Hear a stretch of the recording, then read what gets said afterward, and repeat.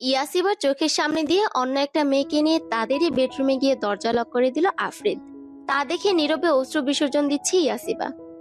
জীবনে কি পাপ করেছিল কে জানে, যে আজ ওকে এইসব দেখতে হচ্ছে। বিয়ের 3 মাস হয়ে গেল, আজও আফরিদ ইয়াসিবাকে আপন করে নিতে পারেনি। প্রতিটি মুহূর্তে ইয়াসিবাকে সে অবহেলা করে। ঘৃণা, ঘৃণা কি না পারে।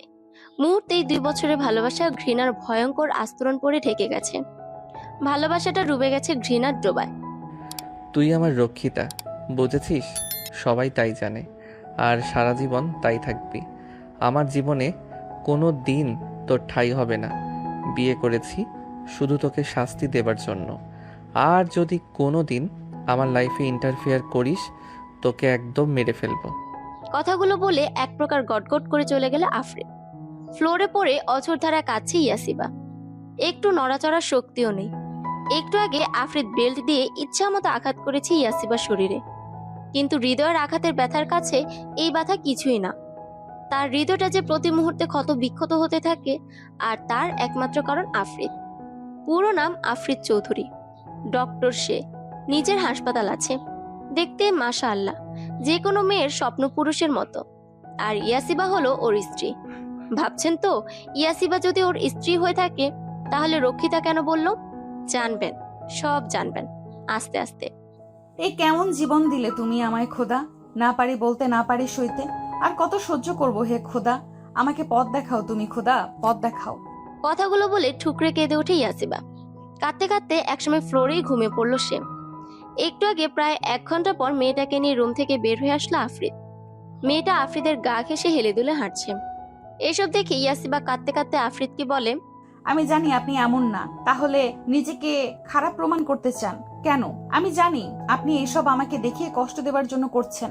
ইয়াসিবার কথায় রাগে ফুসফুস করে উঠল আফরিদ। বলে, সামনে থেকে সরো বলছি।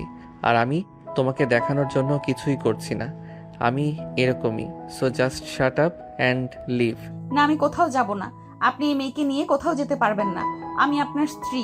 কোনো স্ত্রী তার স্বামীর সাথে কোনো মেয়েকে সহ্য করতে পারে না। কি বললি তুই? তোর এত সাহস আমার সাথে মুখে মুখে তর্ক করিস? চল, আজ তোকে বোঝাবো আমি তোর কে। চল। ইয়াসিবার হাত শক্ত করে চেপে ধরে টানতে টানতে নিয়ে গেল আফরিদ। এক প্রকার ফ্লোরে ছুঁড়ে মারলো। ফ্লোরে ব্যথায় কুকড়ে উঠল ইয়াসিবা। তারপর নিজের পরনের বেল্ট খুলে ইচ্ছা মতো মেরে কথাগুলো বলে চলে গেল সে। রাত 2টা। ড্রিঙ্কস করে হেলতে দুলতে নিজের রুমে প্রবেশ করলো আফরিদ। হাতড়ে ঘরের লাইট অন করতেই ফ্লোরে ইয়াসিবাকে পড়ে থাকতে দেখলো। কেমন যেন কাঁপছে মেয়েটা। আফরিদ ধীরে ধীরে এগিয়ে গেল ইয়াসিবার কাছে। ইয়াসিবার মাথার কাছে বসলো সে। ইয়াসিবার মুখে চুলগুলো এলোমেলো হয়ে পড়ে আছে। আফরিদ আলতো করে হাত ছোঁয়ালো ইয়াসিবার কপালে। আতকে ওঠে আফরিদ। জ্বরে গা পুড়ে যাচ্ছে মেয়েটার। আফরিদ তাড়াতাড়ি উঠে দাঁড়ালো। তারপর বাথরুমে গিয়ে চোখে মুখে পানি দিয়ে এসে ইয়াসিবাকে কোলে করে খাটে শুয়ে দিল এবং গায়ে একটা কম্বল জড়িয়ে দিল। একটা ইঞ্জেকশন পুশ করে দিল ইয়াসিবার হাতে। তারপর নিজে গিয়ে নিজ হাতে স্যুপ বানিয়ে এনে খাইয়ে দিয়ে মেডিসিন খাইয়ে দিল। সারা রাত ইয়াসিবাকে জলপটি দিল আফরিদ। ইয়াসিবার শাড়ি খুলে দিয়ে পুরো শরীর মুছে দিল। তাও যেন ইয়াসিবার জ্বর কমছেই না, জ্বরে কাঁপছে অনবরত। আফরিদ নিজের শার্টটা খুলে এসে নিজেই কম্বলের নিচে এসে শক্ত করে জড়িয়ে ধরল ইয়াসিবাকে। একেবারে অদ্ভুত স্নিগ্ধতায় ভরে গেল মনটা। মেয়েটা তার বুকে থাকলে শান্তি লাগে আফরিদের। মনে হয় বিধাতা যেন সব সুখ ওকে দিয়ে দিয়েছে। মাথা নিচু করে তাকায় আফরিদ। দেখে ইয়াসিবা আফরিদের শরীরের উষ্ণতা পেয়ে লেপ্টে আছে ওর সাথে। আর একটু শক্ত করে জড়িয়ে ধরল ইয়াসিবাকে নিজের সাথে। কেন ইয়াসিবা, কেন আমার ভালোবাসাকে এইভাবে কেন অপমান করেছিলে সেদিন? কেন? কম তো ভালোবাসা দেইনি আমি তাহলে? না পারি তোমাকে মেনে নিতে, না পারি ছুঁড়ে ফেলে দিতে। যতবার তোমার কাছে যাই আমার সেই দিনের কথাগুলো মনে পড়ে বড্ড কষ্ট হয় জানো। এই বুকটাই, এই যে তোমাকে এইভাবে দেখে আমার কেমন লাগছে বলে বোঝাতে পারবো না। ইচ্ছে করছে নিজেকে শেষ করে দিই, কিন্তু কার জন্য নিজেকে কষ্ট দেব? কার জন্য? যে মেয়ে আমাকে ভালোবাসা তো দূরে থাক, আমার ভালোবাসাকে কখনো সম্মানই করেনি, তাকে কিভাবে মেনে নেই আমি বলতো? কথাগুলো বলে এক দৃষ্টিতে সেদিক তাকে ইয়াসিবার মুখের দিকে। সে কি মায়া! আল্লাহ যেন সব মায়া এই মুখটা ঠেলে দিয়েছে। এই মুখটা দেখেই তো একসময় প্রেমে পড়েছিল সে, কিন্তু এই মুখটার অধিকারী যে প্রতারক, বিশ্বাসঘাতক। না, আফরিদ আর এই চেহারার মায়া পড়বে না। কথাগুলো ভাবতেই ইয়াসিবাকে ধাক্কা দিতে প্রস্তুত হলো। তারপর কিছু একটা ভেবে ইয়াসিবাকে শক্ত করে জড়িয়ে ধরলো। ঘুমের রাজ্যে পাড়ি জমালো দুজন।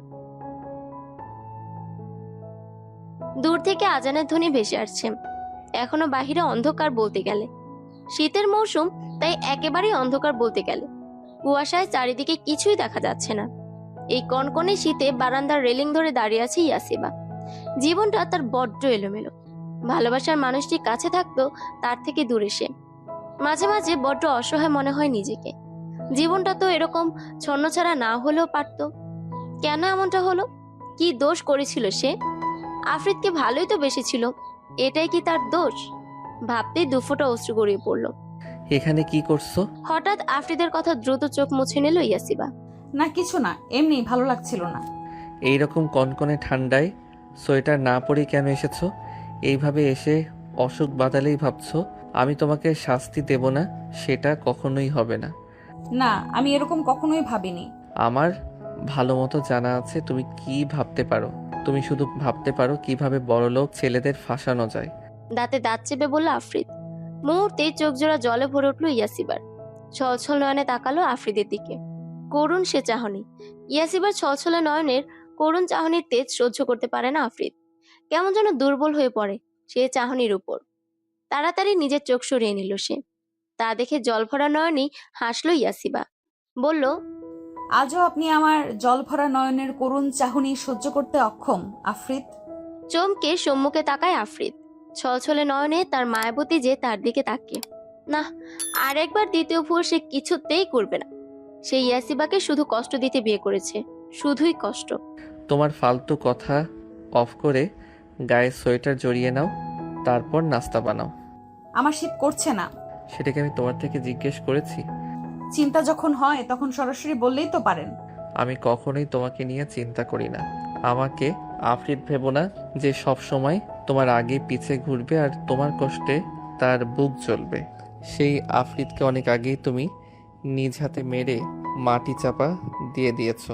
এখন যে তোমার সামনে দাঁড়িয়ে আছে সে আফরিদ তোমাকে ঘৃণা করে, প্রচুর ঘৃণা, বুঝেছো? তাহলে আমাকে আঘাত করে নিজে কেন কষ্ট পেয়ে নিজের হাত নিজে কাটলেন? কেন আমার জ্বর আশায় অস্থির হয়ে আমার সেবা করলেন? কেন আমাকে বুকে জড়িয়ে নিয়ে ঘুমালেন? উত্তর দিন। আফরিদের চোখের দিক তাকিয়ে এক নাগারে কথাগুলো বলল ইয়াসিবা। ইয়াসিবাকে ছেড়ে অন্যদিকে তাকালো আফরিদ। বলল, এই সব কিছুর উত্তর আমি তোমাকে দিতে বাধ্য নই। হাসলো ইয়াসিবা। বলল, আমি জানি কারণটা কি, কারণ আজও আপনি আমাকে ভালোবাসেন। ইয়াসিবার দিকে তেড়ে গিয়ে ওর চুলগুলো শক্ত করে চেপে ধরল আফরিদ। বলে উঠল, ফালতু কথা বলা বন্ধ করো, না হলে এর শাস্তি হবে ভয়াবহ। Now go and make breakfast for me. আমাকে অফিসে যেতে হবে। তোমার এসব থার্ড ক্লাস মার্কা কথা শোনার টাইম আমার নেই। বলেই গটগট পায়ে চলে গেল আফরিদ। দুর্বল চোখে সেদিকে তাকিয়ে রইল ইয়াসিবা। আফরিদ কি কখনোই তার ভালোবাসাটা বুঝবে না, শুধু ঘৃণা করে যাবে? বুক চিরে দীর্ঘশ্বাস বেরিয়ে এলো ইয়াসিবার। ছোট ছোট পা ফেলে চলল সে ব্রেকফাস্ট বানাতে। রান্নাঘরে রান্না করছে ইয়াসিবা। রান্না করছে সে ঠিকই, কিন্তু মন আর এখানে নেই। তরকারি নাড়াচাড়া করতে গিয়ে একসময় হাতে ছ্যাঁকা লেগে যায়। ব্যথায় কুকড়ে উঠে ইয়াসিবা। জলদি গিয়ে ট্যাবের নিচে হাত রাখে। জ্বলছে জায়গাটা প্রচুর, কিন্তু এইসব ব্যথা ইয়াসিবার কাছে তুচ্ছ মনে হয়। সেদিকে ভ্রুক্ষেপ না করে ইয়াসিবা সব রান্না শেষ করে টেবিল সাজিয়ে রাখে। কাজের মাঝে আফরিদকে নিচে নামতে দেখে ইয়াসিবা। আকাশি রঙের শার্ট আর সাদা ডেনিম প্যান্টে যেন রাজপুত্রের মতো লাগছে তাকে। সিল্কি চুলগুলো কপালে লেপ্টে আছে। মাত্রই শাওয়ার নিয়েছে, তাই স্নিগ্ধ দেখাচ্ছে। বেশিক্ষণ তাকিয়ে থাকলো না ইয়াসিবা, দ্রুত চোখ সরিয়ে নিল। আফরিদ এসে চেয়ার টেনে বসে পড়ল।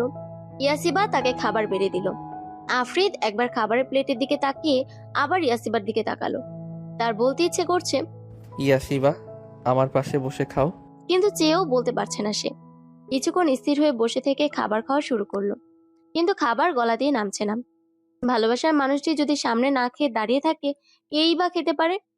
অল্প খেয়েই উঠে পড়ে আফরিদ। বেসিনে গিয়ে হাত ধুয়ে দ্রুত প্রস্থান করলো, কারণ সে দেখেছে ইয়াসিবার চোখে জল। আর এই একটা জিনিসই তাকে বারবার দুর্বল করে ফেলে। আফ্রিদের যাওয়ার পথে করুণ চোখে তাকিয়ে রইল ইয়াসিবা। তার খুব ইচ্ছে ছিল আফ্রিদের জন্য সে রান্না করবে, সে আফ্রিদকে খাবার বেড়ে খাওয়াবে, আফ্রিদ তাকে খেতে না দেখে জোর করে খাইয়ে দিবে, কাজে যাবার আগে তার কপালে ঠোঁট ছুঁয়ে দিবে। কিন্তু তার ভাগ্যে যে স্বামীর ভালোবাসা নেই, ভালোবাসা যে ছিল না এমনটা না, শুধু কিছু ভুল বোঝাবুঝির কারণে ভালোবাসাটা ঘৃণার মোড়াকে মুড়িয়ে গিয়েছে। ইয়াসিবা আফ্রিদের ফেলে যাওয়া খাবারটুকুই খেতে লাগলো। শুনেছে স্বামীর এঁটো খেলে নাকি ভালোবাসা বাড়ে। যদিও এইসব গুজব মনে করে অনেকে, তবুও স্বামীর এঁটো খেতে ক্ষতি কি? ভালোবাসে তো সে মানুষটাকে। ওয়ালেটটা ভুলে বাড়িতে রেখে যাওয়ায় আবারও ঘরে ফিরে আসে আফ্রিদ। কিন্তু বাড়ির গেটের কাছে আসতে থমকে দাঁড়ায় সে। ইয়াসিবা তার এঁটো খাচ্ছে, কিন্তু এগুলো সে কেন করছে? ইয়াসিবা তো আফ্রিদকে ভালোবাসে না, তবে এইসব কি ভেবে কুল পায় না আফ্রিদ। আর যদি ভালোবেসেই থাকে তাহলে নিজের মুখে কেন স্বীকার করে না সে? কেন স্বীকার করে না যে ওইসব সব মিথ্যে ছিল? শতবার সে জিজ্ঞেস করেছে কি কারণে সে ওই দিন এরকম করেছিল, কিন্তু আজও সে বলতে নারাজ। তাই তো ইয়াসিবা যদি সত্যি ভালোবেসে থাকে, তাই জন্যই বিভিন্ন মেয়েদেরকে টাকা দিয়ে বাড়িতে আনে, তবে রুমে গিয়ে সে রুমে অ্যাটাচ মিনি ছাদে চলে যায় আর মেয়েটাকে বলে দেয় যেন কাছে না আসে। আর যখন ইয়াসিবা এসব দেখে কাঁদে, তখন মন চায় প্রিয়তমাকে বুকে টেনে নিতে, কিন্তু পারে না, সে কিছুতেই পারে না। অতীতের কথাগুলো যে তাকে বড্ড পুরায়। ইয়াসিবার দিকে গভীর দৃষ্টিতে তাকিয়ে থেকে নিস্তব্ধে উপরে চলে যায় আফ্রিদ। ওয়ালেটটা নিয়ে এক পলক ইয়াসিবার দিকে তাকিয়ে বাড়ি থেকে বের হয়ে যায়। হাসপাতালে এসে রোগী দেখা শুরু করে আফ্রিদ। ভালো ডাক্তার হওয়াতে প্রচুর রোগী হয় প্রতিদিন। আফ্রিদ যখন কাজে ব্যস্ত, তখন হঠাৎ করে কেবিনে ঢুকে পড়ে একটি মেয়ে। সে সেই পাশ থেকে আফ্রিদকে জড়িয়ে ধরে। এদিকে হতভম্ব হয়ে আছে আফ্রিদ। ঝড়ের গতিতে কি হয়ে গেল বুঝে উঠল আফ্রিদ। ব্যাপারটা বুঝতে পেরে এক ঝটকায় মেয়েটাকে সরিয়ে দেয় আফ্রিদ। তারপর রেগে বলে, এসব কি আয়েশা, তোমার বিহেভ এমন কেন? কতদিন বলেছি আমার ডিউটির সময় আমার কাছে আসবে না, ইনফ্যাক্ট আমার ধারে কাছেও তোমায় আসতে বারণ করে দিয়েছি। আফ্রিদ পাশে তাকাতেই দেখে পেশেন্টগুলো তাদের দিকে কেমন করে যেন তাকিয়ে আছে। তা দেখে আফ্রিদ আয়েশাকে আবারও দাঁতে দাঁত চেপে বলে, লিভ নাও, আমার কাজ আছে, এখন যাও। আফ্রিদের রাগী ধমক খেয়ে আয়েশা কাঁদো কাঁদো হয়ে কিছু বলবে, কিন্তু আফ্রিদের রাগী চোখ আর রক্তিম চেহারা দেখে ভয়ে এক ঢোক গিলে জলদি জায়গা ত্যাগ করলো। আয়েশা যেতেই আফ্রিদ আবারও নিজের কাজে মনোযোগ দিল। এই মেয়েটাকে আফ্রিদের কাছে অসহ্য লাগে। যখন তখন হুটহাট আফ্রিদকে জড়িয়ে ধরে, যা আফ্রিদের চরম বিরক্ত লাগে। মাঝে মাঝে তার মন চায় ঠাটিয়ে দুটো চড় মারতে, কিন্তু আফ্রিদের মা মিসেস কায়া চৌধুরীর জন্য পারে না, কারণ আয়েশা যে তার আদরের বোনের মেয়ে। আফ্রিদের কেবিন থেকে বের হয়েই আয়েশা মিসেস কায়া চৌধুরীকে কল দিল। হ্যালো খালামণি। কি হয়েছে আমার মামনিটার? খালামণি, তুমি আমাকে কেন এখানে পাঠালে? তোমার ছেলে তো আমার দিকে ফিরেও তাকায় না। কেন, কি করেছে আজ আবারও? আমি ওর কেবিনে গিয়ে ওকে জড়িয়ে ধরেছিলাম, আর ও আমাকে এতগুলো মানুষের সামনে ধমকে বাহির করে দিল। চেষ্টা করতে থাক মামনি, এক সময় ঠিক পারবি। আর কত? গত 3 বছর ধরে চেষ্টা করছি। ইভেন 3 বছর বাদ দাও, আমি সেই ছোট থেকে ওকে ভালোবাসি, কিন্তু ও আমার দিকে ফিরেও তাকায় না। কি যে করব এই ছেলেটাকে নিয়ে। এই ইয়াসিবার ভূত কবে যে মাথা থেকে নামবে আল্লাহ জানে। আমার ছেলেটাকেও আমার থেকে দূরে নিয়ে গিয়েছে। তুমি চিন্তা করো না, I will try my best. আচ্ছা, আর দেখি আমি কিছু করতে পারি কি না। আচ্ছা, রাখছি। বাগানে দাঁড়িয়ে দাঁড়িয়ে গাছে পানি দিচ্ছে ইয়াসিবা। পাশে একটা গাছ মারা গেছে, তার জন্য ভীষণ মন খারাপ তার। এই ফুল গাছটার নাম কি তা জানে না ইয়াসিবা, তবে আফ্রিদকে যবে থেকে ভালোবাসে তখন থেকে এই গাছটা তার সাথে ছিল। আফ্রিদ থেকে দূরে যাওয়ার পরেও অনেক যত্ন করে রেখেছে, কতবার শুকিয়ে যেতে চাইছিল, কিন্তু ইয়াসিবা সযত্নে আগলে রেখেছে। কিন্তু আজ 2 দিন ধরে এত চেষ্টা করার পরেও গাছটা মারা গেল। ভীষণ রকমের কান্না পাচ্ছে। ইয়াসিবা এই গাছটাকে তার আর আফ্রিদের ভালোবাসার প্রতীক ভাবত। যতক্ষণ গাছটা ছিল সে মনে করত তাদের ভালোবাসা আছে, কিন্তু গাছটা শুকিয়ে গেছে। তবে কি তাদের ভালোবাসাটাও এই গাছের মতো শুকিয়ে গেল? গাছটার গায়ে আলতো স্পর্শ করে ইয়াসিবা বলল, আমার ভালোবাসা কি এতই দুর্বল যে এক নিমেষেই শেষ হয়ে যাবে? আমি তো মন প্রাণ উজাড় করে ভালোবেসেছি, তবে কেন আমার সাথে এমনটা হলো? আমি এতিম বলে? এতিমদের কি ভালোবাসা পাবার অধিকার নেই? চোখ দিয়ে পানি গড়িয়ে পড়লো ইয়াসিবার। চোখের পানিটুকু মুছে চলে আসতে নিবে, কিন্তু তার চোখ আটকে যায় সেই শুকিয়ে যাওয়া গাছটার দিকে। সেই গাছটার গোড়ার দিক থেকে ছোট্ট একটা চারা গাছ উঠেছে। এটা দেখে ইয়াসিবার ঠোঁটের কোণে মিষ্টি একটা হাসি উকি দিল। তার ভালোবাসা কখনো শেষ হতে পারে না। পুরনো ভালোবাসার অতীতগুলো শুকিয়ে গেলে কি হবে? ইয়াসিবা ঠিক এই নতুন চারা গাছটার মতো নতুন ভালোবাসাময় স্মৃতি তৈরি করবে। খুশি খুশি মনে ইয়াসিবা বাড়ির ভেতরে গিয়ে আফ্রিদের পছন্দের খাবার ভুনা খিচুড়ি আর গরুর মাংসের ভুনা রান্না করলো, সাথে শুটকি ভর্তা। আফ্রিদের অনেক পছন্দ। ইয়াসিবা যখন প্রথমবার আফ্রিদের জন্য এসব রান্না করে নিয়ে গিয়েছিল, তখন আফ্রিদ সে কি তৃপ্তি সহকারে খেয়েছিল। ইয়াসিবার হাতে সেদিন অসংখ্য চুমু খেয়েছিল। পুরোনো দিনের কথাগুলো মনে পড়লেই মনটা আনন্দে ভরে যায়। 7-5 ভাবতে ভাবতে ইয়াসিবার সব রান্না শেষ করে ফেলে। একটু কষ্ট হয়েছে, কারণ সকালে তার হাতটা পুড়ে গিয়েছিল। সেখানে এখন রান্না করতে গিয়ে আগুনের আঁচ লাগায় আবারও জ্বলছে। ঠান্ডা পানিতে হাতটা একটু ভিজিয়ে নিল ইয়াসিবা। এতে যেন একটু শান্তি পেল। তারপর এক এক করে সকল খাবার সাজিয়ে রাখলো টেবিলে। ঘড়ির দিকে তাকালো ইয়াসিবা। সেখানে 9টা বাজে। এতক্ষণে তো আফ্রিদের চলে আসার কথা। ইয়াসিবা বসে বসে অপেক্ষা করতে লাগলো। অনেকক্ষণ বসে থাকলো ইয়াসিবা। 10টা, 11টা, 12টা বেজে গিয়েছে। আফ্রিদের আসার খবর নেই। চোখ ভিজে উঠলো ইয়াসিবার। টেবিলে মাথা ঠেকিয়ে কাঁদতে লাগলো। আফ্রিদের দেরি হতেই পারে, তবে কি সে একটা ফোন দিতে পারতো ওর কাছে? এতটাই ঘৃণা ওর জন্য। প্রচন্ড কষ্ট বুকে নিয়ে কাঁদতে কাঁদতে ঘুমিয়ে পড়ে ইয়াসিবা। রাত 12টা বেজে 30 মিনিটে হাসপাতাল থেকে বের হয় আফ্রিদ। আজ পেশেন্ট একটু বেশিই ছিল, এই জন্য দেরি হয়ে গিয়েছে। বাড়িতে পৌঁছাতে 15 মিনিট লাগলো আফ্রিদের। আফ্রিদের কাছে সবসময় এক্সট্রা চাবি থাকে বাড়ির, তাই কোনো ঝামেলা ছাড়াই নিঃশব্দে বাড়িতে প্রবেশ করলো। কিন্তু বাড়িতে ঢুকে ওর নজর সবার আগে ডাইনিং টেবিলে পড়ে। সেখানে ইয়াসিবা ঘুমিয়ে আছে। ঘড়ির দিকে তাকালে দেখে 12টা বেজে 50 মিনিট বাজে। আফ্রিদ আস্তে করে ইয়াসিবার পাশে গিয়ে দাঁড়ায়। ইয়াসিবার মুখের দিকে তাকিয়েই রইল। এই মুখটা দেখলেই তো সব ক্লান্তি দূর হয়ে যায় তার। কোমরের কাছাকাছি লম্বা ঘন চুল, মায়াবী মুখ, হরিণী চোখের অধিকারিণী সেই চোখে কাজল টানা, গোলাপি ঠোঁট যুগল, বাপাসে গেলে ছোট্ট একটা তিল, কপালেও একটা তিল আছে। ভালোবাসার মানুষটির এই আদুরে রূপে তো আফ্রিদ কতবার ঘায়েল হয়েছে, তা তার নিজেরও জানা নেই। হঠাৎ ইয়াসিবার চোখে জল দেখে ততমত খেয়ে যায় আফ্রিদ। তবে কি তার জন্যই অপেক্ষা করতে করতে ঘুমিয়ে গেছে মেয়েটা? ইয়াসিবার আরেকটু কাছে যেতেই ওর হাতের দিকে নজর যায় আফ্রিদের। দেখে ইয়াসিবার হাত পড়ে গিয়ে ফোসকা পড়ে গিয়েছে, ফুলেও আছে অনেক। মুহূর্তে মুখটা ফ্যাকাশে হয়ে যায় আফ্রিদের। তার জন্য রান্না করতে গিয়ে মনে হয় হাত পুড়েছে। বার্ন ক্রিমটাও লাগায়নি মেয়েটা। ইনফেকশন হয়ে গেলে তখন কি করতো? এতটা কেয়ারলেস কেন মেয়েটা? আর কেনই বা এত কিছু করছে সে? কেন এত ভালোবাসা দেখাচ্ছে ভেবে পায় না আফ্রিদ। ইয়াসিবার দিকে মায়া ভরা দৃষ্টিতে তাকায় আফ্রিদ। তারপর আস্তে করে ইয়াসিবাকে কোলে তুলে নেয়।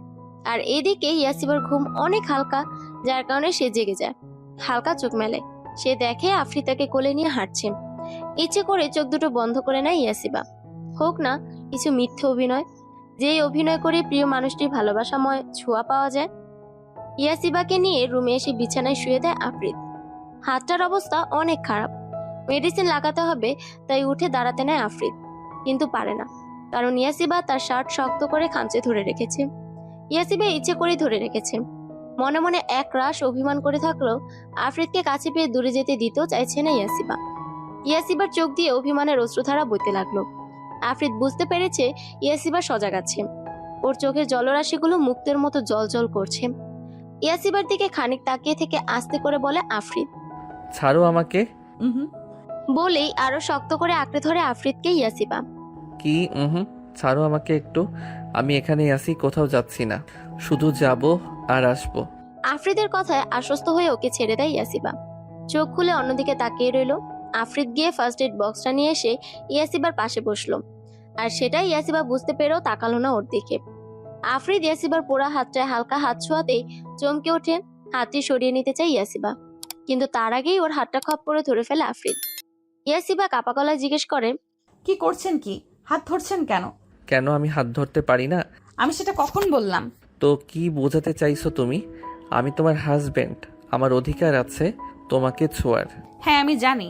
ইয়াসিবাকে বলতে না দিয়ে আফ্রিদ আবার বলে, তারপর কি? হ্যাঁ, আমি ধরলে হাতে ফোসকা পড়ে? হ্যাঁ, ওই আকাশ তোমার হাত ধরলে বড্ড ভালো লাগে, তাই না? আফ্রিদের মুখে এইসব কথা শুনতেই ঘৃণা চোখ বুজে নেয় ইয়াসিবা। ওর সারাটা শরীর ঘিন ঘিন করছে। এতটা খারাপ কথা কিভাবে বলতে পারলো আফ্রিদ তাকে? তার কি একটু বুক কাঁপলো না? ইয়াসিবা উঠে যেতে নিতে আফরিদ তার হাত ধরে আবার বসিয়ে দেয়। রাগে শরীর জ্বলে যাচ্ছে ইয়াসিবার। এতটা আদিক্ষেতা তাকে নিয়ে কেন করছে? যদি তাকে সহ্যই করতে পারে না, তাহলে কেন এখন আটকে রেখেছে? ইয়াসিবা রুড়ো কণ্ঠে বলল, আমাকে ধরে রেখেছেন কেন? ছাড়ুন, আমি ঘুমাবো, নিচে বিছানা করা লাগবে। আজ নিচে ঘুমানো লাগবে না, বিছানাতেই ঘুমাও। ইনফ্যাক্ট আজ থেকে বিছানায় ঘুমাও তুমি। তো আমি বিছানায় ঘুমালে আপনি কোথায় ঘুমাবেন? আমিও বিছানায় ঘুমাবো। আফ্রিদের এমন কথা শুনে বড় বড় চোখ করে ওর দিকে তাকায় ইয়াসিবা। তা দেখে আফ্রিদ বলল, এভাবে তাকানোর কিছু নেই, আমরা স্বামী স্ত্রী এক বিছানায় ঘুমোতেই পারি। এখন আর কথা না বলে এখানে বসো। আফ্রিদ ইয়াসিবাকে নিয়ে বিছানায় বসালো। তারপর ফার্স্ট এড বক্স নিয়ে তারপর তুলে মেডিসিন লাগিয়ে ইয়াসিবার পোড়া জায়গা পরিষ্কার করার জন্য লাগাতেই ব্যথায় কুকড়ে ওঠে ইয়াসিবা। নিজের জামা খামচে ধরে, তাতে দাঁত চেপে ব্যথা সহ্য করার প্রচেষ্টা চালাতে লাগলো। আফ্রিদ ইয়াসিবার দিকে তাকায় একবার, আবার ইয়াসিবার হাতে ফু দিচ্ছে। আফ্রিদ বুঝতে পারছে পোড়া জায়গাটা প্রচুর জ্বলছে ওর, কিন্তু কিছু করার নেই, মেডিসিন লাগাতেই হবে, না হলে যে ঘাটা আরো বিগড়ে যাবে। ইয়াসিবার চাপা আর্তনাদে বুক কাঁপছে আফ্রিদের, চোখ জোড়া ভিজে উঠতে চাইছে বারবার, লাল হয়ে আছে। আফ্রিদ ভালোভাবে মেডিসিন লাগিয়ে ড্রেস আপ করে দিল ইয়াসিবার হাতে। ইয়াসিবার দিকে তাকায়, মেয়েটা ব্যথায় থরথর করে কাঁপছে। আফ্রিদ ওকে এইরকম করতে দেখে অস্থির হয়ে ওকে জিজ্ঞেস করলো, কি হয়েছে তোমার, এরকম কাঁপছো কেন? ইয়াসিবা ভাঙা গলায় কোনো রকম ভাবে বলে, আমার মাথাটা ঘুরাচ্ছে। কথাটা শুনে আর এক মুহূর্ত অপেক্ষা না করে আফ্রিদ দু হাতে ইয়াসিবাকে জড়িয়ে ধরেন। তারপর ওর মাথাটা বুকে চেপে ধরে পিঠে হাত বুলিয়ে দিতে দিতে বলল, হুশ, স্থির হও, কিছু হবে না, একটু শান্ত হও তুমি। নাও পানি খাও অল্প একটু। আফ্রিদ পাশের টেবিল থেকে এক গ্লাস পানি নিয়ে ওকে খাইয়ে দিল।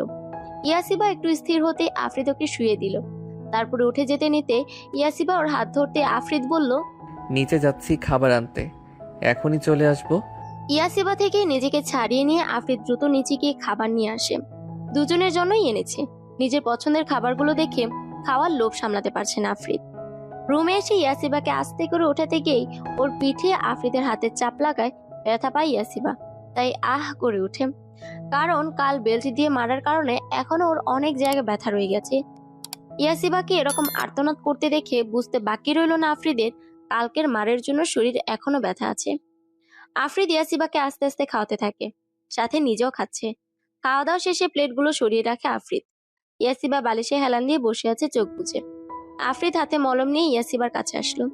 ওর কেমন যেন অস্বস্তি লাগছে। কাল তো ইয়াসিবার জ্ঞান ছিল না, তাই ওর শাড়ি খুলে সারা শরীর মুছে দিয়েছিল। কিন্তু আজ কিভাবে বলবে সে? আর ইয়াসিবার পক্ষেও মলমটা পিঠে লাগানো সম্ভব না। কি মনে করবে ইয়াসিবা? ধুর, কি মনে করবে? আফ্রিদ ওর স্বামী, আর স্বামী নিজের স্ত্রীর সেবা করতেই পারে। আফ্রিদ ইয়াসিবাকে ডাকে। ইয়াসিবা, একটু এদিকে ফিরে বসো আর কামিজটা খুলো। আফ্রিদের কথায় চকিত নয়নে তাকাই ইয়াসিবা। মানে এত ভোল্টেজের শক লেগেছে ও নিজেই বলতে পারবে না। ইয়াসিবাকে এরকম আচরণ করতে দেখে আফ্রিদের নিজেরও কেমন যেন লাগছে। সে ইতস্থিত গলায় বলে, এরকম করার কিছু নেই, তোমার পিঠের আঘাতগুলোতে এই মলমটা লাগাবো স্টিভ। আফ্রিদের কথা একটা দীর্ঘশ্বাস ফেলে ইয়াসিবা। শরীরের আঘাতগুলোতে মলম লাগিয়ে তো সারিয়ে দিতে পারবে আফ্রিদ, কিন্তু ওর মনের আঘাতগুলো কি পারবে সারাতে?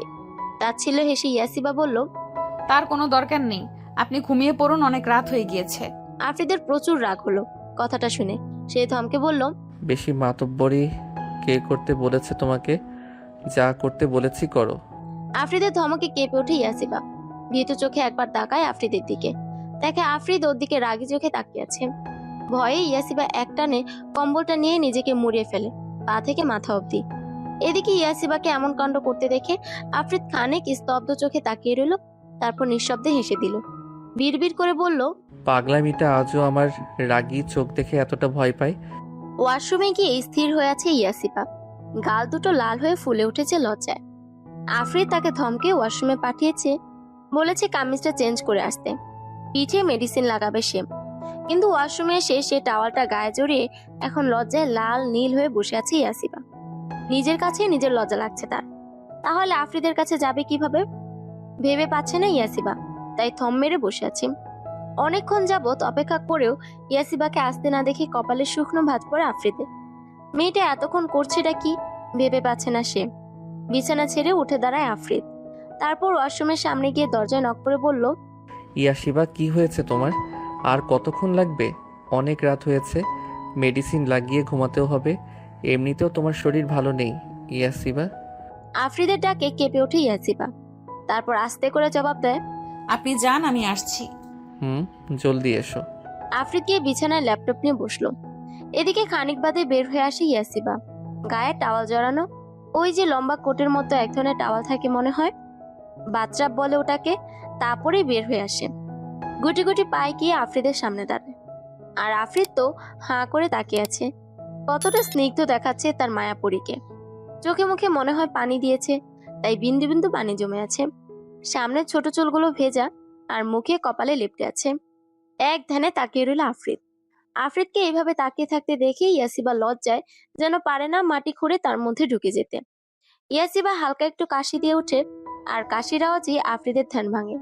তারপর বলে, এখানে এসে বসো। ইয়াসিবা কোনো কথা ছাড়াই আফ্রিদের মুখোমুখি বসলো। আফ্রিদ তাকিয়ে আছে ইয়াসিবার দিকে। মেয়েটা লজ্জায় লাল হয়ে আছে। আফ্রিদ শুনেছে মেয়েরা নাকি তাদের ভালোবাসার মানুষের সামনে সবচেয়ে বেশি লজ্জা পায়। তাহলে ইয়াসিবাও তাকে ভালোবাসে। আফ্রিদ ইয়াসিবার প্রতিটি কাজে নিজের জন্য অসীম ভালোবাসা খুঁজে পায়। তবে পুরনো সেসব কি মিথ্যে ছিল? হ্যাঁ, মিথ্যেই সব, মিথ্যে। আফ্রিদ ইয়াসিবার চোখে নিজের জন্য ভালোবাসা খুঁজে পায়, অসীম ভালোবাসা। আফ্রিদকে সব সত্যি খুঁজে বের করতে হবে। অতীতে কি হয়েছিল সব জানতে হবে। 3 বছর আগে যে ভুলটা করেছে, আবারও সেই একই ভুল সে করতে পারবে না। শুধু মানুষের মুখের কথায় আফ্রিদ আর ভুলবে না, এবার নিজেই সত্যি বের করবে। ইয়াসিবার বাহু ধরে নিজের কাছে নিয়ে আসে আফ্রিদ। ইয়াসিবা চকিত দৃষ্টিতে তার দিকে তাকিয়ে। আফ্রিদ মনে মনে হালকা হাসলো। ইয়াসিবার গালে হালকা করে নিজের হাত ছোঁয়। কেঁপে ওঠে ইয়াসিবা। ওর হাত দুটো আফ্রিদের কাঁধে থাকায় আফ্রিদের কাঁধ খামচে ধরে। আফ্রিদ ইয়াসিবার গালের চুলগুলো কানের পিছে গুজে দেয়। চোখ নামিয়ে নেয় ইয়াসিবা। আফ্রিদের দিকে তাকানোর সাহস নেই তার। আফ্রিদ উঠে দাঁড়ায়, তারপর ঘরের লাইট নিভিয়ে দেয়। ইয়াসিবা আফ্রিদকে ঘরের লাইট নিভাতে দেখে জিজ্ঞেস করে, লাইট নিভাচ্ছেন কেন? ইয়াসিবার কথায় বাঁকা হাসে আফ্রিদ। বলে, তো আমার সামনে এত আলোর মাঝে নিজের উন্মুক্ত পিঠে মলম লাগাতে চাও? অবশ্য তাতে আমার কোনো সমস্যা নেই। তুমি লজ্জা না পেলে আমি লাইট জ্বালিয়ে দিচ্ছি। ইয়াসিবা দ্রুত জবাব দেয়, না না, ঠিক আছে, লাইট জ্বালানোর দরকার নেই। আফ্রিদ হালকা হেসে ইয়াসিবার পাশে এসে বসলো। ঘর ততটা অন্ধকার না, ব্যালকনি দিয়ে বাগানের লাইট জ্বালানো সেই আলো আসছে, প্রায় স্পষ্টই সব দেখা যাচ্ছে। আফ্রিদ ইয়াসিবা ঘুরিয়ে বসিয়ে দেয়। এখন ইয়াসিবার পিঠ আফ্রিদের বুক বরাবর। আফ্রিদ পিছন থেকে ইয়াসিবার কোমর পাশ দিয়ে হাত নিয়ে ওর পেটের কাছে ফিতাটা খুলে দেয়। ইয়াসিবা চোখ খিচে বন্ধ করে আছে। ফিতাটা খোলার পর ওর কাঁধ থেকে আস্তে আস্তে বাচ্চাপটা নামিয়ে দেয় আফ্রিদ। ইয়াসিবা জোরে জোরে নিঃশ্বাস নিচ্ছে। ইয়াসিবার উন্মুক্ত পিঠ আফ্রিদ পুরো স্পষ্টই দেখতে পাচ্ছে বাগানের লাইটের আলোতে। ইয়াসিবার চুলগুলো ঘাট থেকে সরিয়ে দেয়। ইয়াসিবা কেঁপে উঠে বিছানার চাদর খামচে ধরে। এক অদ্ভুত ভালো লাগা ছেয়ে যাচ্ছে ইয়াসিবার হৃদয়। আফ্রিদ ঘোর লাগা দৃষ্টিতে তাকিয়ে আছে ইয়াসিবার পিঠে। কালো তিলটা আফ্রিদকে প্রচুর টানছে। মন চাচ্ছে একটু ছুঁয়ে দিতে, কিন্তু আবারও পিঠে মারের দাগগুলো দেখে বুকটা কষ্টে ছেয়ে যাচ্ছে। ইস, তার জন্য এসব হয়েছে। আফ্রিদ নিজের মনকে আর বাধা দিল না। ভালোবাসে তো সেই মেয়েটাকে, আর ইয়াসিবাও তাকে ভালোবাসে, তা সে খুব ভালোভাবেই জানে এখন। আফ্রিদ ইয়াসিবার পিঠে নিজের ঠোঁটের উষ্ণ স্পর্শ দিতে থাকলো, ছোট ছোট করে।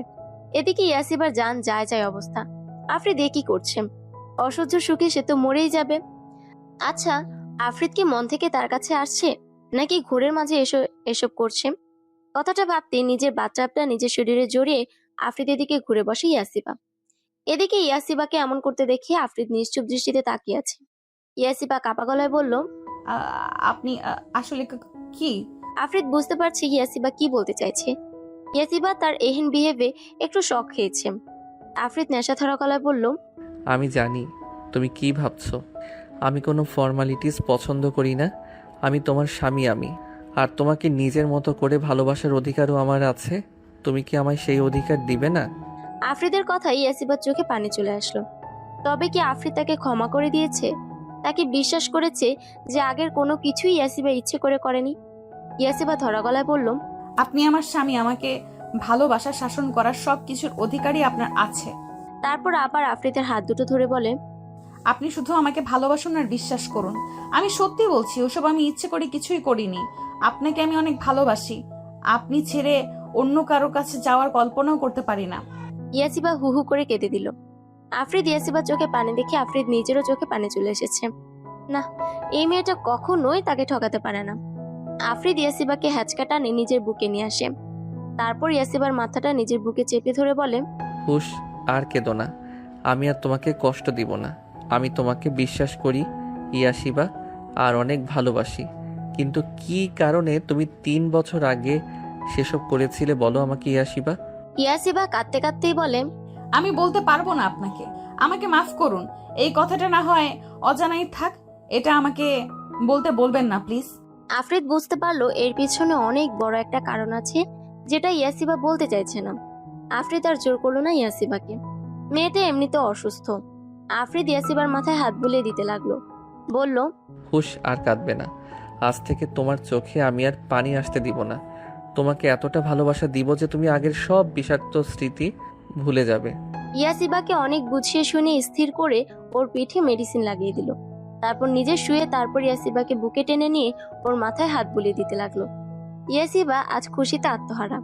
ওর কতদিনের মনের আশা পূরণ হলো, নিজের ভালোবাসার মানুষটি তার স্বামী হবে, আর তার বুকে মাথা দিয়ে সে নিশ্চিন্তে ঘুমাবে। আজ সে শান্তিতে ঘুমাবে। এই বুকটাই যে তার চিরশান্তির স্থান। ইয়াসিবা চোখ বুজে আফরিদকে আরো জোরে আঁকড়ে ধরল।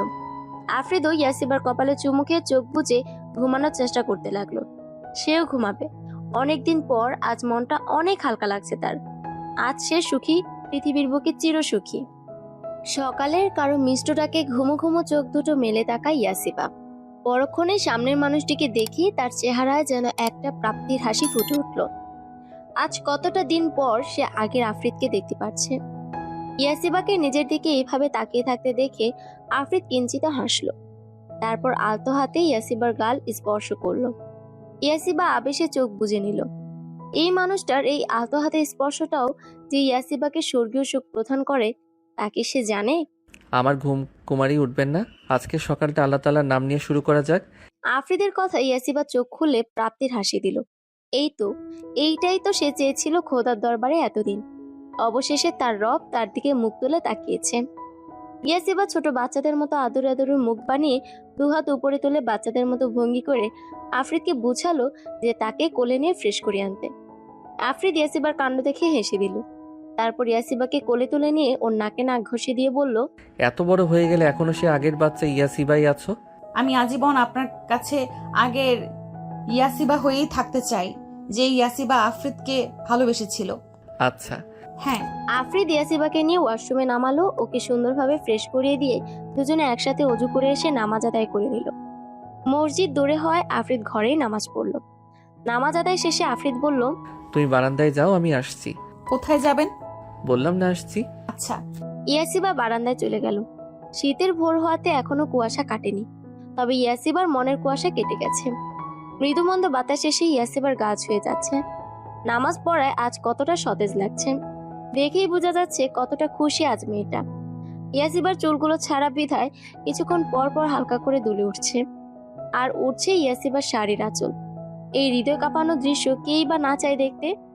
কফি হাতে বারান্দায় দরজার সামনে দাঁড়িয়ে নিজের প্রিয়তমার এই অপরূপ রূপ দেখতে ব্যস্ত আফরিদ। কানের পিছে চুল গুজে দিয়ে পাশ ফিরে তাকাতে আফরিদকে কফি হাতে বারান্দার দরজার সামনে দাঁড়িয়ে থাকতে দেখলো ইয়াসিবা। ইয়াসিবা আফরিদের কাছে গিয়ে আস্তে করে বলল, এখানে দাঁড়িয়ে আছেন কেন? নিজের প্রিয়তমাকে প্রেমের সিক্ততায় আড়ষ্টতা নিয়ে দেখছিলাম। ঘোরমাখা কণ্ঠে আফরিদের। আর আফরিদের এই কথায় যেন এক ভয়ঙ্কর মাদকতা উপলব্ধি করতে পারলো ইয়াসিবা। সারা শরীর জুড়ে যেন তার ভালোবাসার এক অজানা বাতাস বয়ে গেল। চোখ বুজে ফেলল সে। কিন্তু খানিক বাদে আচমকা তাকে আফরিদ পাজা কোলে তুলে নেওয়াতে ঘাবড়ে গিয়ে তার গলা জড়িয়ে ধরল। আচমকা আফরিদ এমন করবে ভাবতে পারেনি সে। আসলে আফরিদ ইয়াসিবাকে চোখ বুজে থাকতে দেখে পাশে টেবিলে কফি মগ দুটো রেখে ওকে কোলে তুলে নেয়। ইয়াসিবাকে নিয়ে আফরিদ জিভানে বসল। ইয়াসিবাকে কোলে নিয়ে সে কফি মগ দুটো নিল। তারপর দুজনে কফি পান করে সকালের ভোরের আবহাওয়া উপভোগ করতে লাগলো।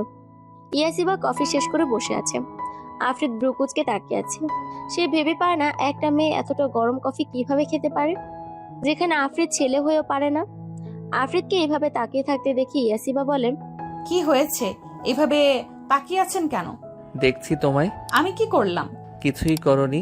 তাহলে? তুমি সবকিছু এত গরম খাও কিভাবে? আমি পুরুষ মানুষ হয়েও পারি না গরম কিছু খেতে। আফ্রিদের কথাই ইয়াসিবা খিলখিল করে হাসলো, আর তার হাসিতে মাতাল আফ্রিদ। বলল, এভাবে হেসো না সুন্দরী। কেন? এই যে বুকে বড্ড লাগে। বুকের বাঁ পাশ দেখিয়ে আফ্রিদ বলে। ইয়াসিবা আবারও হেসে দিল। আফ্রিদ বুকের বাঁ পাশে চেপে ধরে বলল, শেষ আমি। ওগো মোর মায়াবী কন্যা, এইবার তো হৃদয়টা বুঝি আপনার এই হাসির ঝংকারের এই তীরে ছিন্ন ভিন্ন হয়ে গেল। ইয়াসিবা হেসেই বলল, কি হয়েছে আপনার? ভয়ানক এক অসুখ। কিসের অসুখ? ভালোবাসাময় অসুখ। এখন আমি কি করতে পারি আপনার জন্য? কিছু না মায়াবতী, শুধু একটু অমৃত পান করিয়ে স্বর্গীয় সুখের রাজ্যের আংশিক দেখা দিন আমায়। নেশা জড়ানো কণ্ঠ আফ্রিদের। আফ্রিদের এই নেশা জড়ানো কণ্ঠের আবদারটা কিসের তাই ইয়াসিবা ভালোই বুঝতে পারল। মুহূর্তেই লজ্জায় ইয়াসিবার গাল দুটো ফুলে উঠল। ইয়াসিবা আফ্রিদের কোল ছেড়ে উঠে দাঁড়াতে নিলেই আফ্রিদ তার হাত চেপে ধরে করুণ গলায় বলল, রূপবতী চলে গেলে যে ব্যথাটা আরো বেড়ে যাবে। তোমার ওই অষ্টধয়ের আলতো ছোঁয়ায় আমার এই ব্যথিত হৃদয়টা ভালো করে দাও। ইয়াসিবা লজ্জায় জুবুথুবু হয়ে বসে রইল। লোকটা কি জানে না যে তার রূপবতীর যে অনেক লজ্জা? এত লজ্জা পেরিয়ে সে কিভাবে? ইস, আর ভাবতে পারছে না ইয়াসিবা। তবুও কাপা গলায় বলল, আপনার রূপবতীর ওষ্ঠদয়ের ছোঁয়া আপনি নিজেই নিয়ে নিন না। আপনার প্রিয়তমার যে বড্ড লজ্জা। এভাবে বললে যে আরো কিছু পাবার তৃষ্ণা বেড়ে যায়। ইয়াসিবা আফ্রিদের ঠোঁট চেপে ধরলো ওর কথায়। আফ্রিদ ইয়াসিবার হাতের তালুতে চুমু খেলো। কেঁপে উঠল ইয়াসিবা। আফ্রিদ ইয়াসিবার কোমর জড়িয়ে ধরে টেনে নিজের বুকের মধ্যে খানিকটায় নিয়ে আসলো। ইয়াসিবার নিজের দৃষ্টি এখনো নিচের দিকে আবদ্ধ করে রেখেছে। লাজুক লতা তাকাবে না? হুম। কেন তাকাও না? আমি যে তাকাতে পারবো না। আপনার এই মাতাল করা চাহনি যে আমার ভীরতা বড্ড এলোমেলো করে দেয়। প্রচন্ড মিয়ে যাওয়া গলায় আস্তে করে বলল ইয়াসিবা। ভালোবাসি ইয়াসিবা। আফ্রিদের মুখে যতবার এই ভালোবাসি কথাটা শুনে ততবার ইয়াসিবা তার হৃদয়টায় একটা সুখের রাজ্যের দেখা পায়। ইয়াসিবা চোখ তুলে তাকাতেই আফ্রিদের তপ্ত ওষ্ঠদয়ের তীব্র ছোঁয়া নিজের ওষ্ঠজোড়ায় পেল। মুহূর্তেই আফ্রিদের আরো কাছে এসে এক হাতে ওর পিছনে চুলগুলো, অন্য হাতে ওর বুকের কাছে শার্ট খামচে ধরল। দীর্ঘ 3 বছর 7 মাস পর এই ভালোবাসাময় আবেগে মাখামাখি দুজন। গভীর একটা প্রেমাসিক্ত চুম্বন শেষ করে আফ্রিদ ইয়াসিবাকে ছেড়ে দেয়। ইয়াসিবা দ্রুত নিজের লজ্জারাঙ্গা মুখটা লুকোতে আশ্রয় নিল তার স্বামীর বুকের মাঝখানটায়। আফ্রিদ ইয়াসিবা চুলগুলো একপাশে সরিয়ে দিল। আফ্রিদের ঠান্ডা হাতের ছোঁয়ায় আরো মিয়ে গিয়ে মিশে গেল আফ্রিদের বুকে সে। আফ্রিদ ইয়াসিবার ঘাড়ও করে এক চুমু খেলো। ইয়াসিবা আলতো করে উফ করে শব্দ করে তুলল। জোরে জোরে শ্বাস নিতে নিতে ইয়াসিবা বলল, এইভাবে ছোবেন না গো, আমার যে মরণ হবে। ভালোবাসার উষ্ণ স্পর্শে যদি মরণ হয় তবে আমিও মরতে চাই। ইয়াসিবা তাকালো আফ্রিদের দিকে।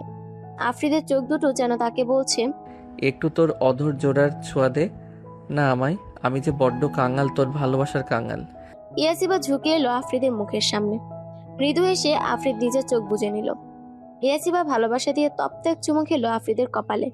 তারপর দু চোখে, তারপর দু গালে ঠোঁটের দিক তাকিয়ে থেমে গেল সে। ওকে থামতে দেখে আফ্রিদ চোখ বন্ধ অবস্থায় বলে ওঠে, এই ঠোঁটজোড়া কি কোনো ঘোর অন্যায় করেছে যে তারা এই সুন্দরীর অধরের একটুখানি ছোঁয়া পাচ্ছে না? ইয়াসিবা হাত দিয়ে আলতো স্পর্শ করলো আফ্রিদের ঠোঁটে। আফ্রিদের ঠোঁট ইয়াসিবার আঙুলে চুমু খেলো। প্রতিবার যতবার ইয়াসিবা হাত ছুঁয়েছে অবশেষে ইয়াসিবা সময় নিয়ে গভীর এক চুমু খেলো আফ্রিদের ঠোঁটে। তারপর জাপড়ে ধরলো আফ্রিদকে। আফ্রিদও তাকে জড়িয়ে ধরলো। দুজন ভালোবাসা মানুষের জন্য এর চেয়ে আর সুখের সময় কী বা হতে পারে? আজ আফ্রিদ পরিপূর্ণ। হ্যাঁ, সে তার প্রেয়সীর ভালোবাসায় পরিপূর্ণ। আফ্রিদ হাসপাতালে যাবে তাই রেডি হয়ে নিচে নেমে আসলো। আজ সার্ভেন্টসরাই রান্না করেছে। খানিক বাদে ইয়াসিবাও নিচে নেমে আসলো। আফ্রিদ ইয়াসিবার দিকে তাকালো। মেয়েটা কালো একটা সেলোয়ার স্যুট পরেছে, সাথে ম্যাচিং ইয়াররিংস আর হালকা সাজ। এইতেই যেন মায়া রাজ্যের রাজকন্যা লাগছে তাকে। ইয়াসিবা আর চোখে একবার তাকালো আফ্রিদের দিকে। লোকটা তাকে দেখছে, এক ধ্যানে তাকিয়ে আছে। ইয়াসিবা এখনো চোখ তুলে তাকাতে পারছে না আফ্রিদের দিকে।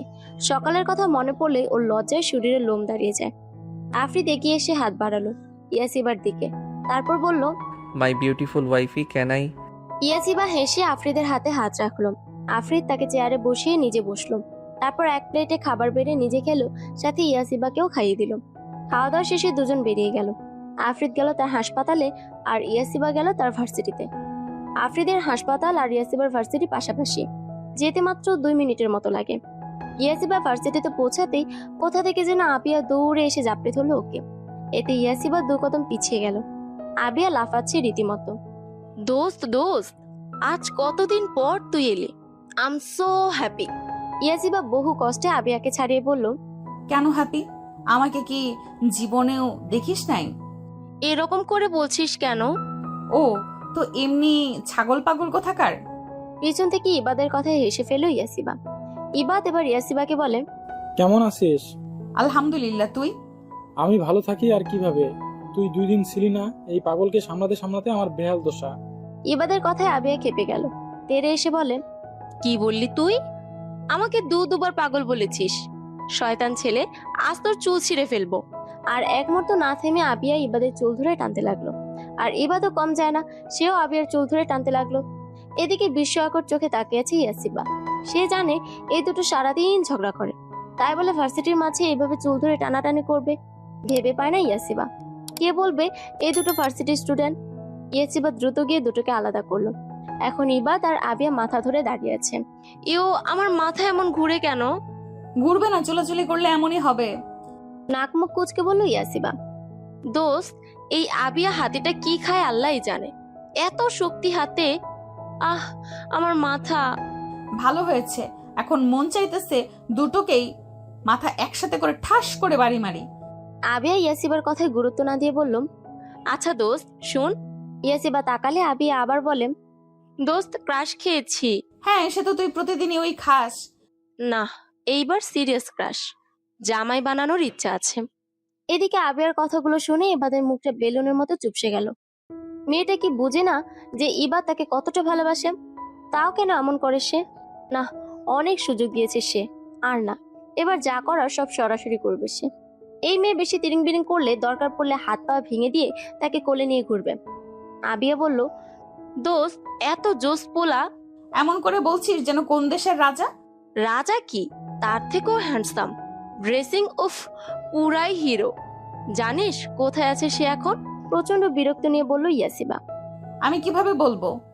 ওই হাসপাতালের মালিক সে, আর ডাক্তারও। এতদিন যে কেন আমি দেখতে পাইনি আল্লাহই জানে। আমার চোখ যে কই থাকে। পাশের হাসপাতালটা দেখিয়ে বলল আবিয়া। চমকে আবিয়ার দিকে তাকালো ইয়াসিবা। এই হাসপাতালের মালিক তো আফরিদ। তবে কি তার কথাই বলল আবিয়া, নাকি সে ভুল শুনেছে? ইয়াসিবা কাপা হাতে নিজের ফোনে আফরিদ আর তার একটা ছবি বের করলো। এদিকে তো আবিয়া বকর বকর করেই যাচ্ছে, তাকে ক্রুব্ধ দৃষ্টিতে তাকিয়ে ইবাদ। ইয়াসিবা আবিয়ার সামনে তাদের ছবিটা তুলে ধরলো, যেটা আজকে সকালেরই তোলা, যেখানে আফরিদ ইয়াসিবা পেছন থেকে জড়িয়ে ধরে আছে আর ইয়াসিবার ঠোঁটের কোণে মিষ্টি হাসি। আবিয়া কথা থামিয়ে ছবিটার দিকে তাকিয়ে রইল। ইয়াসিবা জিজ্ঞেস করলো, এইটাই কি তোর সেই ক্রাশ? হ্যাঁ দোস্ত, কিন্তু তুই ওনার সাথে মানে? এই হসপিটাল দা মেরিল্যাব প্লাস এর মালিক মিস্টার আফরিদ চৌধুরী আমার হাজবেন্ড। মানে বুঝতে পারছিস, আমি মিসেস আফরিদ চৌধুরী। ইবাদও এবার এই কথা শুনে চোখ বড় বড় করে তাকালো। আবিয়া আর ইবাদ দুজনেই অবাক। ইয়াসিবা যে বিবাহিত তারা কেউ জানতো না। ইবাদ বলল, তুই সত্যিই বিবাহিত? হ্যাঁ, আর আফরিদি আমার হাজবেন্ড। তাহলে এতদিন বলিসনি কেন? তার পেছনে অনেক কাহিনী, বলবো একদিন সময় করে। কথাটা বলেই ইয়াসিবা আবিয়ার দিকে তাকালো। মেয়েটা এখনো আহাম্মক বনে দাঁড়িয়ে আছে। আবিয়াকে এইভাবে স্ট্যাচু হয়ে দাঁড়িয়ে থাকতে দেখে এসে ফেলো ইয়াসিবা। অনেক হাই ভোল্টেজের ছটকা খেয়েছে বেচারি। যতবার কোনো ছেলের উপর ক্রাশ খায়, সেই ছেলে হয়তো বিবাহিত হয়, না হলে তার গার্লফ্রেন্ড থাকে। ইয়াসিবা আলতো করে ডাকে আবিয়াকে। আবিয়া। সাথে সাথে ইয়াসিবা জ্ঞান হারিয়ে পড়ে যেতে নিতে ইবাদ তাকে ধরে ফেলে। ইবাদ অস্থির হয়ে আবিয়াকে কোলে তুলে নিয়ে বটগাছের নিচে গিয়ে বসলো। ইয়াসিবাও সাথে সাথে এলো। এই আবিয়া, চোখ খোল, তাকা আমার দিকে। আবিয়া। ইবাদ অস্থির হয়ে গেছে। হঠাৎ আবিয়া যে জ্ঞান হারাবে ইবাদ ভাবতেও পারেনি। ইবাদ কেমন হাইপার হতে দেখে ইয়াসিবা বলল, ভালোবাসিস আবিয়াকে? আবিয়া ডাকা থামে স্থির দৃষ্টিতে তাকালো ইবাদ। ইয়াসিবা আবার একই কথা জিজ্ঞেস করলো। ইবাদ এবার বলল, হ্যাঁ, প্রচন্ড ভালোবাসে। তাহলে বলিস না কেন? ও বুঝে নিতে পারে না, আমার চোখের ভাষা কি বুঝতে পারে না? এই যে ও প্রতিদিন এক এক ছেলেকে নিয়ে প্রশংসা করে ক্রাশ খায় বলে, তখন আমার ব্যথিত চোখ দুটো কি ও দেখে না? জানিসই তো ও একটু ছেলে মানুষই করে। তুই বলে দে না নিজের মনের কথা। ও কি পাগল ছাগল, সোজা কথায় বুঝবে না? এইবার ওকে থাপড়িয়ে বোঝান লাগবে। রাগী গলা ইবাদের। ইয়াসিবা হেসে ইবাদের বাহুতে চাপড় মেরে বলল, রাগিস না, এইবার এর জ্ঞান ফেরা। ইবাদ মাথা ঝাঁকিয়ে ব্যাগ থেকে পানির বোতল বের করে আবিয়ার মুখে পানি ছিটা দিল। কিছুক্ষণের মাঝেই আবিয়ার জ্ঞান ফিরল। সে মাথার দুপাশে চেপে ধরে উঠে বসতেই ইয়াসিবার দিকে নজর যায়। মুহূর্তে একটু আগের ঘটনা মনে পড়তেই সে বড় বড় চোখে তাকিয়ে তুতলে জিজ্ঞেস করলো, তুই বিবাহিত? ইয়াসিবা মাথা ঝাঁকালো। তোর হাজবেন্ড এই হাসপাতালের মালিক আফরিদ চৌধুরী? ইয়াসিবা মৃদু হেসে আবারও মাথা ঝাঁকালো। সাথে সাথে আবিয়া ভ্যা করে কেঁদে দিল। এখন আমারই কি হবে গো? আমি যার উপর ক্রাশ খাই সেই কেন এরকম হয়? হয় বিবাহিত, না হলে জেফ আছে, আর শেষে কিনা যাকে পার্মানেন্ট করতে চাইলাম সেই নাকি আমার বেস্টুর বর। ইয়া মাবুদ! ইবাদ এবার প্রচুর রেগে গিয়ে দিল এক রাম ধমক। চুপ বেয়াদব মেয়ে, আর একবার ভেবে করবি তো থাপড়িয়ে গাল লাল করে দিব। আবিয়া কতক্ষণ ইবাদের মুখের দিকে তাকিয়ে রইল, তারপর আবারও ভ্যা করে কেঁদে দিল। ইয়া মাবুদ, এ কোথায় এনে ফাঁসাইলা তুমি? আবিয়া! ইবাদের রাগী চিৎকারে সাথে সাথে কান্না থামিয়ে আবিয়া মুখে আঙ্গুল দিয়ে ড্যাপ ড্যাপ করে ইবাদের দিকে তাকিয়ে বললাম, আমি চুপ, আর একটা কথাও বলবো না। এদিকে ইয়াসিবা এদের কাণ্ড দেখে হাসতে হাসতে শেষ। আসলে হাসপাতাল নতুন উঠানো হয়েছে, মাত্র 5 মাস ধরে চালু হয়েছে। আফরিদ আগে অন্য হাসপাতালে বসতো, কিন্তু এই হাসপাতালটা কমপ্লিট হতেই সে এখানে এসে পড়ে। আর আফরিদ সচরাচর মাস্ক পরে বাহির হয়, আর এমনিতেও সে গাড়ি থেকে নেমে এদিক ওদিক না তাকিয়ে সোজা হাসপাতালে ঢুকে যায়। তাই তাকে কেউ আর বেশি দেখতে পায় না, শুধু যারা পেশেন্ট থাকে তারাই একটু দেখতে পায়। আর ইয়াসিবা যে বিবাহিত সেটা আফরিদের সাথে মান অভিমান থাকার কারণেই সে কাউকে বলেনি যে সে বিবাহিত। আর এখন এই সত্যি কথা শুনেই তার প্রিয় 2 বন্ধু টাসকিত। আফরিদ খানিক বিরক্ত হয়ে বলে, মা, আমি কতবার বলেছি আমি ওই বাড়িতে যাব না। কায়া চৌধুরী রেগে বললেন, কেন আসবি না? ওই মেয়েটা নিশ্চয়ই বারণ করেছে। মা, তুমি ইয়াশিবা কেন দোষ দিচ্ছ? ওই মেয়েটারই সব দোষ। ওই তোকে বলে যে আমার কাছে না আসতে। ওহ মা, প্লিজ। আর ওই মেয়ে, এই মেয়ে বলছো কেন? ওর একটা ভালো নাম আছে, ইয়াসিবা। আর ভুলে যেও না, ইয়াসিবা এখন চৌধুরী বাড়ির বড় বউ। আমি ওকে কখনো পুত্রবধূ রূপে মানি না। তোকে কতবার করে বললাম ওই মেয়েকে বিয়ে করিস না। একবার ধোকা খেয়ে তোর শিক্ষা হয়নি? মা, I am fed up. I don't want to listen anything right now. Okay, bye, take care. বলে ফোন কেটে দিল আফরিদ। রাগে ওর মাথা ব্যথা শুরু হয়ে গিয়েছে। কেন যে মা বুঝে না ইয়াসিবাকে সে ভালোবাসে, আর ভালোবাসার মানুষটির নামে এইসব শুনে কেই বা ঠিক থাকতে পারে? আর যেখানে মূল কথা ইয়াসিবার কোনো দোষই নেই। না, আর এক মুহূর্ত এখানে না। ইয়াসিবাকে এখন ওকে দেখতে হবে। এই মেয়েটাকে এখন না দেখলে নির্ঘাত সে পাগল হয়ে যাবে। 7 পাঁচ না ভেবে আফরিদ বেরিয়ে গেল ভার্সিটির উদ্দেশ্যে, আর অল্প সময়ই পৌঁছে গেল। তোদের বিয়েটা হলো কিভাবে সেটা তো বলবি। এখন আর কিছু বলবো না ইবাদ, সময় হলে আমি নিজেই সব তোদের বুঝিয়ে বলবো। ইয়াসিবার কথায় এবার মাথা ঝাঁকালো। সে বুঝতে পারছে নিশ্চয়ই বড় কোনো কারণ আছে, না হলে ইয়াসিবা তাদের বলে দিত। দোস্ত! হঠাৎ আবিয়ার চিৎকার ইয়াসিবা আর ইবাদ দুজনে চমকে তার দিকে তাকালো। ইয়াসিবা বলল, কিচ্ছে চিল্লাচ্ছিস কেন? ইবাদ বিরক্তি নিয়ে বলল, এটাকে যে আমি কি করব? আরে আমার কথা শোন, পিছে তাকা। ইয়াসিবা আমার ক্রাশ আসছে গো, কি হ্যান্ডসাম! হায়! আবিয়ার কথা ইয়াসিবা পিছনে তাকালো, দেখে আফরিদ এই দিকেই আসছে। মুখে হাসি ফুটে উঠল। ইয়াসিবার বিয়ের পরে এই প্রথম আফরিদ তার সাথে ভার্সিটিতে দেখা করতে আসছে। পরক্ষণে চারপাশে তাকাতেই দেখে সব মেয়েরা আফরিদকে পারলে চোখ দিয়েই গিলে খাচ্ছে। ইয়াসিবার রাগ উঠে গেল। এই মেয়েগুলো এত লুচু কেন? মন তো চাচ্ছে এক একটার চুলগুলো টেনে ছিঁড়ে ফেলতে। ইয়াসিবা রাগে ফুসতে ফুসতে আফরিদের দিকে আগালো। ইয়াসিবাকে চলে যেতে দেখে আবিয়া বলে ওঠে, আরে আমাকে নিয়ে চল, ক্রাশ জিজুর সাথে পরিচয় করিয়ে দিবি না? ইবাদ এইবার আর পারল না রাগ ধরে রাখতে। আবিয়া উঠে যেতে নিতেই ইবাদ তার হাত শক্ত করে চেপে ধরলো। তা দেখে আবিয়া বলে, কি হয়েছে? হাত ধরেছিস কেন? ছাড়, আমি আমার ক্রাশ জিজুর কাছে যাব। তুই এখন আমার সাথে যাবি। আরে কিন্তু... আবিয়াকে আর কিছু বলতে না দিয়ে ওকে টানতে টানতে ভার্সিটির পিছনের দিকটায় নিয়ে আসলো ইবাদ। এদিকে আবিয়া তাকে বকিয়ে যাচ্ছে। ইবাদ তার মুখে আঙ্গুল দিয়ে বলল, হুস! কেন আমি? আবিয়াকে থামিয়ে দিল। আবার ইবাদ বলল, তুই কি বুঝিস না আবিয়া? করুণ গলা ইবাদের। আজিব, কি বুঝবো আমি? মুখ থেকে ইবাদের হাত সরিয়ে বলল আবিয়া। তুই এমন কেন? আরে আমি এমন আবার কি? তুই শর্ত, আমি ক্রাশ জিজুর কাছে যাব, তাকে জিজ্ঞেস করব তার কোনো ছোট ভাই আছে কিনা, যদি থাকে তাহলে তার সাথে লাইন মারার ট্রাই করব। আবিয়ার কথা এবার রেগে আবিয়ার বাহু চেপে ধরে চিল্লিয়ে বলল, স্টপ আবিয়া, কেন বুঝিস না তুই? তোর মুখে অন্য কারোর নাম শুনলে আমার কষ্ট হয়। কেন তুই আমার চোখের ভাষা বুঝিস না? আমি যে প্রতিদিন কষ্ট সহ্য করে যাচ্ছি, কেন বুঝিস না যে আমি তোকে ভালোবাসি? আবিয়াকে ধাক্কা দিয়ে সরিয়ে দিল ইবাদ। জোরে জোরে নিঃশ্বাস নিতে লাগলো সে। প্রচন্ড রাগে তার সারা শরীর কাঁপছে। দু হাতে মাথা চেপে ধরলো সে। হঠাৎ আবিয়া ঝড়ের গতিতে ইবাদকে জড়িয়ে ধরলো, শক্ত করে, খুব শক্ত করে ধরলো। ইবাদ অবাক, কি হলো এটা? আবিয়া ইবাদের বুকে আরেকটু মিশে গিয়ে কান্নারত গলায় বলল, এতদিন লাগলো এটা বলতে? আমি যে এই শব্দগুলো শোনার জন্য কতটা পাগল ছিলাম তুই জানিস না? প্রচন্ড রকম শক পেয়েছি ইবাদ। সে তবদা খেয়ে দাঁড়িয়ে আছে। আবিয়া নিজেই ইবাদের হাত দুটো নিয়ে নিজের কোমরে রাখ, তারপর বলে, কি আমাকে জড়িয়ে ধরবি না? ইবাদ তাকালো আবিয়ার দিকে। মেয়েটা কত সুন্দর করে মিশে আছে ওর বুকে। ইবাদ ব্যাপারটা বুঝতে পেরে ওর মুখে বিশ্বজয়ের হাসি ফুটে উঠল। তার মানে আবিয়াও তাকে ভালোবাসে। ইবাদ আবিয়াকে আগলে নিল নিজের বাহুতে। কেন বলিসনি আমাকে? কেন এই ভালোবাসার দহনে আমাকে পোড়ালি? ইবাদের কথা আবিয়া অভিমান করে বলল, মেয়েরা কি আগে বলে? মেয়েদের লজ্জা করে না ভালোবাসার কথা বলতে? তুই আগে বললি না কেন? আমি যে তোকে ভালোবাসি সেটা তুই বললেই তো আমি বলে দিতাম। এতদিন তোকে জ্বালানোর জন্যই তো প্রতিদিন ছেলেদের নিয়ে প্রশংসা করতাম, যাতে তুই জেলাস হয়ে নিজের মনের কথা বলে দিস। কিন্তু তুই একটা হারামি, তুই কোনো প্রতিক্রিয়াই দেখাতি না। ওরে চালাক রে, তাহলে এই ছিল তোর মনে? হাহ, এইগুলো না করলে তুই যে আতেল কোথাকার, না হলে জীবনেও নিজের মনের কথা বলতি না। হয়েছে, আর অপমান করিস না, এবার বলে দে না। আবিয়া হেসে বলল, আমি তোকে ভালোবাসি ইবাদ।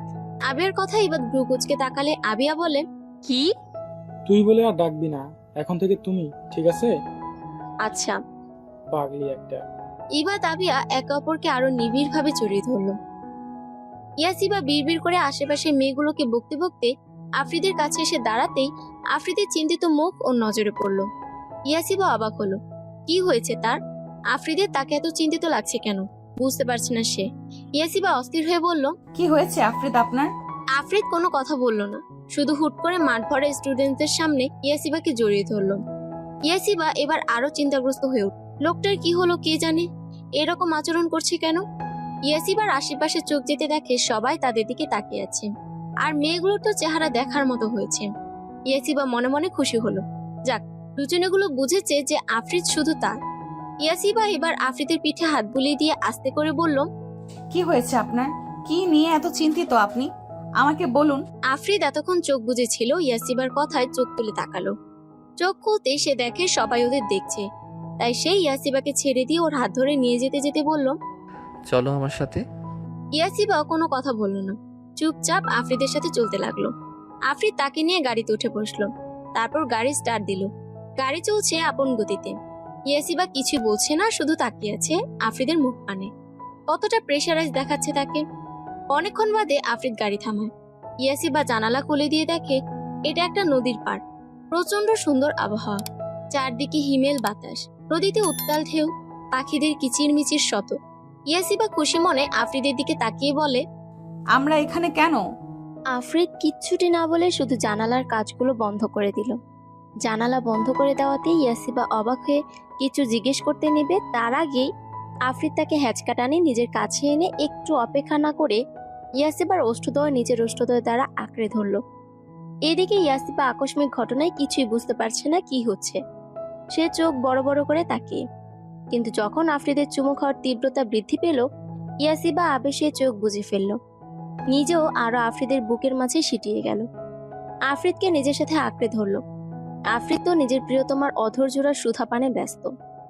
অনেকক্ষণ বাদে ইয়াসিবার ঠোঁট ছেড়ে দিয়ে ওর গলার ওড়নাটা সরিয়ে দিয়ে সেখানে ছোট ছোট উষ্ণ স্পর্শ দিতে লাগলো আফ্রিদ। এদিকে ইয়াসিবা আফ্রিদের এই তীব্র ভালোবাসাময় স্পর্শ সহ্য করতে না পেরে প্রায় নেতিয়ে গিয়েছে। সে দুহাতে আফ্রিদের গলা জড়িয়ে ধরল। আফ্রিদ এবার সরে আসলো ইয়াসিবার কাছ থেকে, কিন্তু মেয়েটা তাকে ছাড়ছেই না। বউটা যে তার প্রচন্ড লজ্জাবতী, দেখো এটুকুতেই লজ্জায় কেমন নেতিয়ে তার বুকের সাথে লেপ্টে আছে। আফ্রিদ ধীর গলায় ডাকলো, ইয়াসিবা, ইয়াসিবার কোনো জবাব নেই, কিন্তু সে চেষ্টা করছে পারলে আফ্রিদের বুক চিরে সেখানে ঢুকে যেতে। লাজুক লতা। ইয়াসিবা এবার একটা জোরে নিঃশ্বাস ছাড়লো, কম্পিত গলায় বলল, এভাবে ডাকবেন? আপনার এই ডাকটায় ভয়ানক এক মাদকতা আছে, যেখানে আমি সাড়া না দিয়ে পারি না। কিন্তু এই মুহূর্তে আমাকে তাকাতে বলবেন না আপনার দিকে, তাহলে যে আপনার লাজুকতা লজ্জায় শ্বাস আটকে নির্ঘাত মারা যাব। আফ্রিদ নিঃশব্দে হাসলো। সময় থেমে যাক, ভালোবাসার মানুষ দুটো একে অপরের মাঝে বিলীন থাকুক চিরকাল। আজ আফ্রিদের আসতে দেরি হবে। সেই নদীর পাড় থেকে আসার পর আফ্রিদ ইয়াসিবাকে বাসায় পৌঁছে দিয়ে আবারও হাসপাতালে চলে যায়। জরুরি কাজ পড়ে গেছে। আজ আফ্রিদের মনটা বড্ড অস্থির হয়ে আছে বুঝতে পারছি, কিন্তু কী কারণে ঠিক বুঝতে পারছে না ইয়াসিবা। তবে ইয়াসিবা ভেবে রেখেছে আজ সে আফ্রিদকে নিজের মনের কথাগুলো আবারও বলবে। আজকের রাতটা তার আর আফ্রিদের জন্য ভালোবাসাময় করে তুলবে। যেই ভাবা সেই কাজ। ইয়াসিবা নিজের বিয়ের শাড়িটা আবারও পরল। ইয়াসিবার বিয়ের শাড়ি কিন্তু সবার মতো লাল বা খয়েরি নয়। সেদিন আফ্রিদ তাকে সাদা কাতান শাড়ি দিয়েছিল। এটা ওরা যখন এক অপরকে ভালোবাসতো তখন থেকেই আফ্রিদ বলতো, ইয়াসিবা, আমি তোমাকে বিয়ের দিন শুভ্রতার প্রতীক সাদা শাড়িতে রাঙাবো। আমাদের বাসর ঘরটা হবে সাদাময়। বিয়ের রাতটা তো আর 5টা বাসর রাতের মতো হয়নি, তবে আজকের রাতটা ও স্পেশাল করে তুলবে। সুন্দর করে সাজলো। ঘরটা পুরো সাদা দিয়ে রূপান্তর করে তুললো ইয়াসিবা। সাদা রং শুদ্ধতা ও সততার প্রতীক। একে অপরের প্রতি স্বচ্ছতা বোঝাতে কিংবা নতুন সূচনার সঙ্গে যুক্ত করা হয় এই রং। আর ইয়াসিবা আর আফ্রিদ তো তাদের ভালোবাসার সংসারটা সূচনা করতে চাইছে আবারও। সাদা ফেরি লাইটগুলো যেন ঘরের সৌন্দর্য আরো বৃদ্ধি করে দিয়েছে। চারিদিকে একবার নজর বুলিয়ে নিল ইয়াসিবা। একদম পারফেক্ট। আফ্রিদ কতটা খুশি হবে তার মনের মতো আজ সবকিছু সাজিয়েছে ইয়াসিবা। মাথায় একটা লাল ওড়না দিয়ে ঘুমটা দিয়ে বসলো। আফ্রিদের আসার সময় প্রায় হয়ে এসেছে। কাজ শেষে জলদি ফিরে আসে বাড়িতে আফ্রিদ। কেন যেন তার ইয়াসিবাকে ছাড়া এক মুহূর্ত থাকতে ইচ্ছে করে না। কেন যেন মন চায় মেয়েটা একেবারে বুকের মাঝে জাপটে ধরে রাখতে, যাতে কেউ তাকে ইয়াসিবা থেকে আলাদা করতে না পারে। বাড়িতে সেই ডাইনিং এ ইয়াসিবা না দেখে ভ্রু কুঁচকে ফেলে আফ্রিদ। কোথায় গেল মেয়েটা? প্রতিদিন তো এখানে অপেক্ষা করে তার জন্য। ইয়াসিবাকে আশেপাশে না দেখতে পেয়ে একজন সার্ভেন্টকে ডাক দেয় আফ্রিদ। সে এগিয়ে এসে বলে, জি বলুন ছোট স্যার।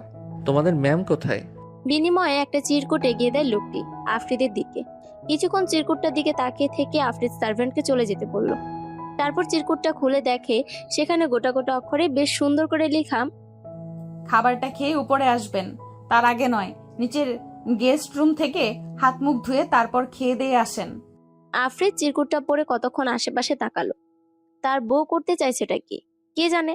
আফ্রিদ অত না ভেবে গেস্ট রুম থেকে হাত মুখ ধুয়ে ডিনার করে নিল। তারপর উপরে নিজের রুমের দিকে অগ্রসর হলো। তবে দরজায় আর একটা চিরকুট আটকানো। আফ্রিদ সেটা দরজা থেকে খুলে নিয়ে পড়লো। সেটা লেখা আছে, আমার হৃদয় হরণকারী আমার স্বপ্ন পুরুষ আজ যে এখন আমার স্বামী। সে কি জানে তার প্রিয়তমা তার জন্য অধীর আগ্রহে বসে আছে? সে কি জানে আজ তার প্রেয়সী তার 100 দিনের ইচ্ছে পূরণ করতে চলেছে? আজ যে সে নিজেকে শুভ্রতা ঘেরা মোড়াকে মুড়িয়েছে নিজেকে। সে অপেক্ষায় আছে তার স্বামীর আদরে আলিঙ্গনের জন্য। এটি আপনার লাজুকতা। আফ্রিদ চিরকুটটা পড়তে তার ঠোঁটের কোণে মিষ্টি হাসি ফুটে উঠল। তার মানে তার বউটা তার জন্য অপেক্ষা করছে। তার মনে আছে আফ্রিদ তাকে বলেছিল শুভ্রতার প্রতীক সাদা দিয়ে তাদের ভালোবাসার প্রাপ্তির সূচনা হবে। আচ্ছা, তার প্রিয়তমা তো আজ তার জন্য সেজেছে। তাকে কেমন লাগছে দেখতে? নিশ্চয়ই আফ্রিদ তাকে দেখলে নিজের নিঃশ্বাস নিতে ভুলে যাবে, ঘোর লাগা দৃষ্টিতে তাকিয়ে থাকবে। নিশ্চয়ই আফ্রিদ তাকে দেখলে নিজের নিঃশ্বাস নিতে ভুলে যাবে, ঘোর লাগা দৃষ্টিতে তাকিয়ে থাকবে তার লাজুকলতার মুখের দিকে। না, আর তর্সেছে না আফ্রিদ। জলদি রুমের দরজাটা খুলে ভিতরে প্রবেশ করলো। অবাক হয়ে তাকালো সে।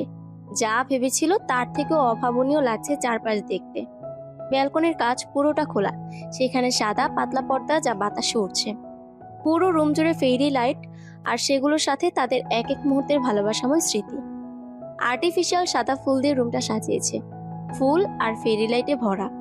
বিছানার দিকে নজর যায় আফ্রিদের। তার চারপাশ যেন স্থির হয়ে আছে। এ যে তার প্রিয়তমা সাদা শাড়িতে নিজেকে সাজিয়েছে, মাথায় লাল ওড়না দিয়ে ঘুমটা দেওয়া, বিধায় মুখ দেখা যাচ্ছে না। পায়ে রক্তলাল আলতা দিয়ে রাঙানো। সেখানেই থম মেরে দাঁড়িয়ে থাকলো আফ্রিদ। ইয়াসিব মুখ তুলে তাকালো। ওনার ওপাশ থেকে দেখা যাচ্ছে আফ্রিদ এক জায়গায় থম মেরে দাঁড়িয়ে আছে। মুচকি হাসলো ইয়াসিবা। সে জানে আফ্রিদ অবাক হয়ে থম মেরে আছে। আস্তে করে বিছানা থেকে নেমে দাঁড়ায়, ধীর পায়ে আফ্রিদের দিকে এগিয়ে আসলো। আলতো করে আফ্রিদের হাত ছুঁয়ে দিল ইয়াসিবা। ধীরে বলল, আমি সেজেছি আপনার মনের মতো, এবার আপনিও গিয়ে নিজেকে আমার মনের মতো করে সাজিয়ে আনুন। আফ্রিদ আস্তে করে বলে ওঠে, আমার যে এখন আমার লাজুকলতার মুখটা দেখার জন্যে আমার মনটা আনচান করছে। সেটা তো এখন হবে না, আগে আমার আবদার পূরণ করতে হবে। ইয়াসিবার কথায় আফ্রিদ হালকা হেসে বলল, তবে মহারানীর কথাই শিরোধার্য হোক। ইয়াসিবা মিষ্টি একটা হাসি দিল। আফ্রিদ বিছানার উপর থেকে পোশাক নিয়ে ওয়াশরুমে গিয়ে পড়ে আসলো। ইয়াসিবা তাকিয়ে রইল আফ্রিদের দিকে। কতটা ভাগ্যবতী সে যে আফ্রিদকে নিজের স্বামী রূপে পেয়েছে। এই মানুষটার জন্য তো ইয়াসিবা হাসি হাসি মুখে নিজের জীবনটাও দিয়ে দিতে পারবে। এই যে লোকটার মুখে কি সুন্দর চমৎকার হাসি, সাদা পাঞ্জাবি পায়জামা পরায় কতটা স্নিগ্ধ দেখাচ্ছে। এই যে এই রূপে তাকে দেখি ইয়াসিবার যে হৃদস্পন্দন বেড়ে গেছে, হাত পা মৃদু কাঁপছে। লোকটার চাহনি ভয়ানক, যা ইয়াসিবা নিতে পারে না। লজ্জায় পুরো শরীর তার নেতি আসে। জোরে জোরে শ্বাস নিয়ে ইয়াসিবা আফ্রিদকে পাশ কাটিয়ে চলে গেল। বারান্দার রেলিং ধরে বুকে হাত দিয়ে চোখ বুজে রইল সে। এই মুহূর্তে আফ্রিদের কাছে সে কিভাবে যাবে? লোকটার চোখের চাহনিতেই তো সে অর্ধেক শেষ। লোকটা ছুঁয়ে দিলে সে কিভাবে সইবে? নিশ্চয়ই সে শ্বাস আটকে মারা যাবে। ইয়াসিবাকে বারান্দায় যেতে দেখে নিঃশব্দে হাসলো আফ্রিদ। নিশ্চয়ই তার লাজুকতা লজ্জা নিবারণ করতেই ওখানে গিয়েছে। আফ্রিদ ঠোঁটে বাঁকা হাসি ফুটিয়ে তুলে ইয়াসিবা পিছনে শব্দহীন পায়ে দাঁড়ালো। আফ্রিদ জানে ইয়াসিবা বুঝে গিয়েছে যে আফ্রিদ তার পিছনে এসে দাঁড়িয়েছে। তাও সে তাকাবে না, কারণ তার প্রেয়সীর যে বড্ড লজ্জা। আর সেই লজ্জারাঙা মুখটা দেখার জন্যই তো আফ্রিদ পাগল প্রায়।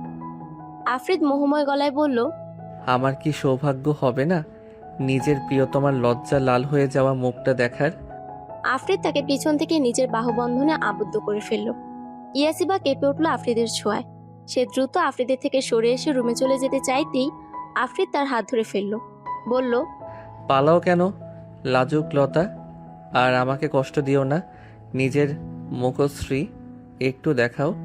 আপনার এই ঘোর লাগা কণ্ঠে আমাকে এইসব বলবেন না প্লিজ। বুকের মাঝে হৃৎপিণ্ডটা এত জোরে কেঁপে ওঠে যে বোধহয় সেটা বেরিয়ে আসবে আমার বুক চিরে। আফ্রিদ হ্যাচকা টানে ইয়াসিবা নিজের কাছে নিয়ে আসলো। ইয়াসিবা নিচের দিক তাকিয়ে। আফ্রিদের সে মাদকতাময় চাহনি সে নিতে পারবে না। এত লজ্জা? ইয়াসিবা চুপ। আচ্ছা বেশ, এখন আমি আমার লাজুক লতাকে দেখব। বলেই আফ্রিদ আলতো হাতে ইয়াসিবার ঘুমটা ফেলে দিল। শ্বাস আটকে দাঁড়িয়ে রইল সে। অতি ভয়ানক, অত্যন্ত ভয়ানক। ইয়াসিবাকে এই রূপে দেখে আফ্রিদের সব যেন অচল হয়ে আসছে। চুলগুলো খোপা করা, যেখানে সাদা গোলাপ গেঁথে আছে। চেহারায় কোনো মেকআপ নেই, শুধু চোখে কাজল আর ঠোঁটে হালকা লিপস্টিক। এতেই যেন তার লাজুকতার রূপ উপচে পড়ছে। আফ্রিদের কোনো সাড়া না পেয়ে ইয়াসিবা তাকায় তার দিকে। লোকটা তার দিকে তাকিয়ে চোখে মুখে তার মুগ্ধতা। তবে কি সে তার মন মতো করে নিজেকে সাজাতে পেরেছে? আফ্রিদ নিজের হাতটা দিয়ে ইয়াসিবার গাল ছুঁয়ে দিল। এই জাদুময় স্পর্শে ইয়াসিবার হৃদয় ভালো লাগায় ছেয়ে গেল। ইয়াসিবা দ্রুত আফ্রিদের বুকে ঝাঁপিয়ে পড়ল, মুখ লুকালো আফ্রিদের বুকে। আফ্রিদও ইয়াসিবাকে জড়িয়ে ধরে ওর কানের কাছে এসে ফিসফিস করে বলল, লাজুক লতা, তুমি লজ্জা পেতে থাকো। আজ আমি তোমাকে আদরে সোহাগে তোমার লজ্জা ভাঙাবো। ইয়াসিবা পেট খামছে ধরল আফ্রিদের। লোকটার প্রতিটা কথা কাঁপন ধরিয়ে দেওয়ার মতো। আফ্রিদ ইয়াসিবা কোলে তুলে নিল। দৃঢ় পায়ে রুমে গিয়ে বিছানায় নিয়ে শুয়ে দিল। ইয়াসিবা অন্যদিকে মুখ ঘুরিয়ে নিয়ে চোখ বুজে রইল। আফ্রিদ আস্তে করে নিজের ভর ইয়াসিবার উপর ছেড়ে দিল। ইয়াসিবার মুখটা নিজের দিকে ঘুরিয়ে তাকিয়ে রইল অনেকক্ষণ। এই কাপা কাপা ঠোঁট দুটো দেখে আর অপেক্ষা করলো না আফ্রিদ। প্রিয়তমার ঠোঁটে ঠোঁট ডুবিয়ে দিল। ইয়াসিবা বিছানার চাদর খামছে ধরল। আফ্রিদের হাত ব্যস্ত ইয়াসিবার পেটে বিচরণ করতে। আজ আর কোনো বাধা নেই।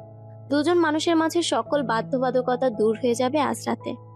মনের মিল তো সেই কবেই হয়েছিল। আজ না হয় দুটো দেহের মিলন ঘটল। ভালোবাসার এক অন্য রাজ্যে পাড়ি দিল। গভীর রাত, বারান্দার রেলিং ধরে দূর দূরান্তে দৃষ্টি স্থির ইয়াসিবার। এই অন্ধকার রাতের মাঝে সে কি দেখছে সে জানে না, তবুও তাকিয়ে থাকতে ভালো লাগছে। অন্ধকারও নয়, চাঁদের আলোয় সবই দেখা যাচ্ছে। মৃদু বাতাস, বাগানের ডান সাইডে শিউলি ফুলের সুবাস ভেসে আসছে। মোহময় পরিবেশ। আজ নিজেকে পরিপূর্ণ মনে হচ্ছে ইয়াসিবার। আজ নিজের অস্তিত্ব জুড়ে স্বামী নামক মানুষটার ভালোবাসাময় পরশগুলো অনুভব করতে পেরেছে। ইয়াসিবার ভিতরটা কেঁপে উঠল। আবার ওই মুহূর্তগুলো কল্পনা করে লজ্জারাঙা মুখটা স্নিগ্ধ দেখাচ্ছে চাঁদের আলোয়। পিছন ফিরে তাকায় ইয়াসিবা। আফরিদ ঘুমোচ্ছে বিছানায়। কতটা নিষ্পাপ লাগছে তার স্বামীটাকে। এই মুহূর্তটার জন্য ইয়াসিবা কত প্রতীক্ষা করেছে। সে আর আফরিদের সংসার হবে, ছোট্ট একটা সংসার। সেখানে থাকবে শুধু ভালোবাসা, ভালোবাসা আর ভালোবাসা। ইয়াসিবার ঠোঁটের কোণে প্রাপ্তির হাসি, আর সে ব্যস্ত চোখ বুজে আফরিদের ঘ্রাণ নিতে। হ্যাঁ, আফরিদের শরীরের ঘ্রাণ। এই যে সে এখন আফ্রিদে একটা টি শার্ট গায়ে দিয়ে আছে, সেখান থেকেই আসছে। কি মন মাতানো সেই ঘ্রাণ। টি শার্টটা আর একটু টেনে নাকের কাছে এনে লম্বা করে শ্বাস টেনে নেয় ইয়াসিবা। স্বামীর সোহাগে বুঝি এত সুখ। ইয়াসিবার তো এত সুখে মরে যেতে ইচ্ছে করে। হালকা একটু নড়াচড়া করে পাশে হাত রাখতেই কারো অস্তিত্ব টের না পেয়ে পাশটা ভালোভাবে হাতে চোখ খুলে তাকায় আফ্রিদ। ভালোভাবে দেখে তার বউটা এখানে নেই। তাহলে গেল কোথায়? আস্তে করে উঠে বসে আফ্রিদ। রুমে চারিদিকে নজর বোলাতে বারান্দায় একটা পরীকে দেখতে পায় সে। পরী? হ্যাঁ, পরী তো। তার বউটা তো তার কাছে পরী। আফ্রিদ এক দৃষ্টিতে সে তাকিয়ে রইল। তার বউটার এই মোহময় রূপ দেখে যে আফ্রিদের আবারও নেশা লেগে যাচ্ছে। এই যে ওর টি শার্ট পরে আছে, যা হাঁটুর থেকে একটু উপরে, আর টি শার্টটা ঢোলা হয় তার একপাশে কাঁধ দেখা যাচ্ছে। টি শার্টের হাতা কাঁধের নিচে পড়ে আছে বিধায় চাঁদের আলোয় ওর ফর্সা কাঁধটা জল করছে। আফ্রিদ ব্ল্যাঙ্কেটটা সরিয়ে আস্তে করে নেমে দাঁড়ায় বিছানা থেকে। তারপর ধীর পায়ে হেঁটে গিয়ে দাঁড়ায় ইয়াসিবার পিছনে। তারপর আলতো হাতে জড়িয়ে নেয় নিজের প্রিয়তমাকে নিজের বাহু বন্ধনে। এদিকে কোমরে কারো হাতে স্পর্শ পেয়ে চোখ খুলে ইয়াসিবা। এটা যে তার আফ্রিদ সে ভালো মতোই জানে। সেও গায়ের সম্পূর্ণ ভর ছেড়ে দিল আফ্রিদের গায়ের উপর। আফ্রিদ ইয়াসিবার কানে ফিসফিস করে বলল, আমার টি শার্ট পরে আমাকেই পাগল করা হচ্ছে। অবশ্য এতে আমার কোনো প্রবলেম নেই। তোমাকে অনেক হট লাগে আমার টি শার্টগুলোতে। তুমি চাইলে আমার সামনে দিনরাত 24 ঘন্টা এগুলো পরেই থাকতে পারো, তবে শুধু আমার সামনে। এদিকে ইয়াসিবা পারে না মাটি খুঁড়ে তার মাঝে ঢুকে যেতে। সে তো ভুলেই গিয়েছিল যে ওর গায়ে আফ্রিদের টি শার্ট। সে আফ্রিদের হাত ছাড়িয়ে চলে যেতে নিতেই আফ্রিদ তার হাত ধরে ফেলে এবং আবার ওকে টেনে নিজের কাছে নিয়ে আসে। আফ্রিদ বলল, আমাকে নেশা লাগিয়ে দিয়ে এখন পালানো হচ্ছে বুঝি, কিন্তু আমি তো পালাতে দিব না। আফ্রিদ ইয়াসিবার গালে নিজের ঠোঁট দিয়ে স্লাইড করছে। এক পর্যায়ে ঠোঁটজোড়া গলার খাঁজে আসতেই সেখানে শব্দ করে চুমু খায় আফ্রিদ। কেঁপে উঠে নিজেকে আফ্রিদের বুকের মাঝে আরো লেগে গেল ইয়াসিবা। এই লোকটার ছোঁয়া ভয়ানক, একদম রক্ত হিম করে দেওয়ার মতো। আফ্রিদ কোলে তুলে নিয়ে ইয়াসিবাকে নিয়ে বিছানায় গিয়ে বসলো। ইয়াসিবা এখনো তার কোলে। আফ্রিদ নিজের আঙুলগুলো ইয়াসিবার আঙুলগুলোর খাঁজে পুরে দিল। তারপর ইয়াসিবার হাতের উল্টো পাশে চুমু খেলো। ইয়াসিবা আফ্রিদের মুখের দিকে তাকিয়ে এই লোকটাকে আজ কতটা খুশি দেখাচ্ছে। সে খুশি দেখার জন্যই তো অতীতে ওইসব করেছিল, কিন্তু ও তো আর জানতো না যে তার ওইসব করাতে তার প্রিয় এতটা কষ্ট পাবে।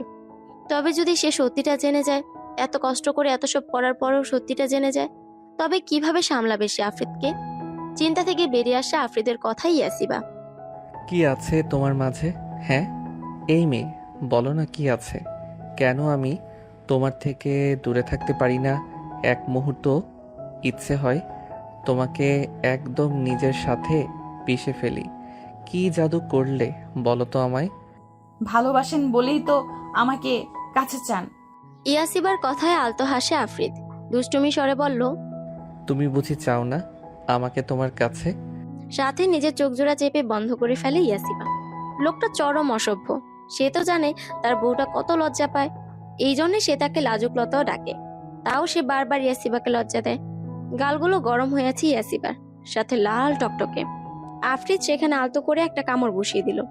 হালকা ব্যথায় আর্তনাদ করে ওঠে ইয়াসিবা। তারপর রাগান্বিত দৃষ্টিতে তাকায় আফ্রিদের দিকে। আফ্রিদের ঠোঁটের কোণে দুষ্ট হাসি। মুহূর্তেই সব রাগ গলে পানি হয়ে গেল ইয়াসিবার।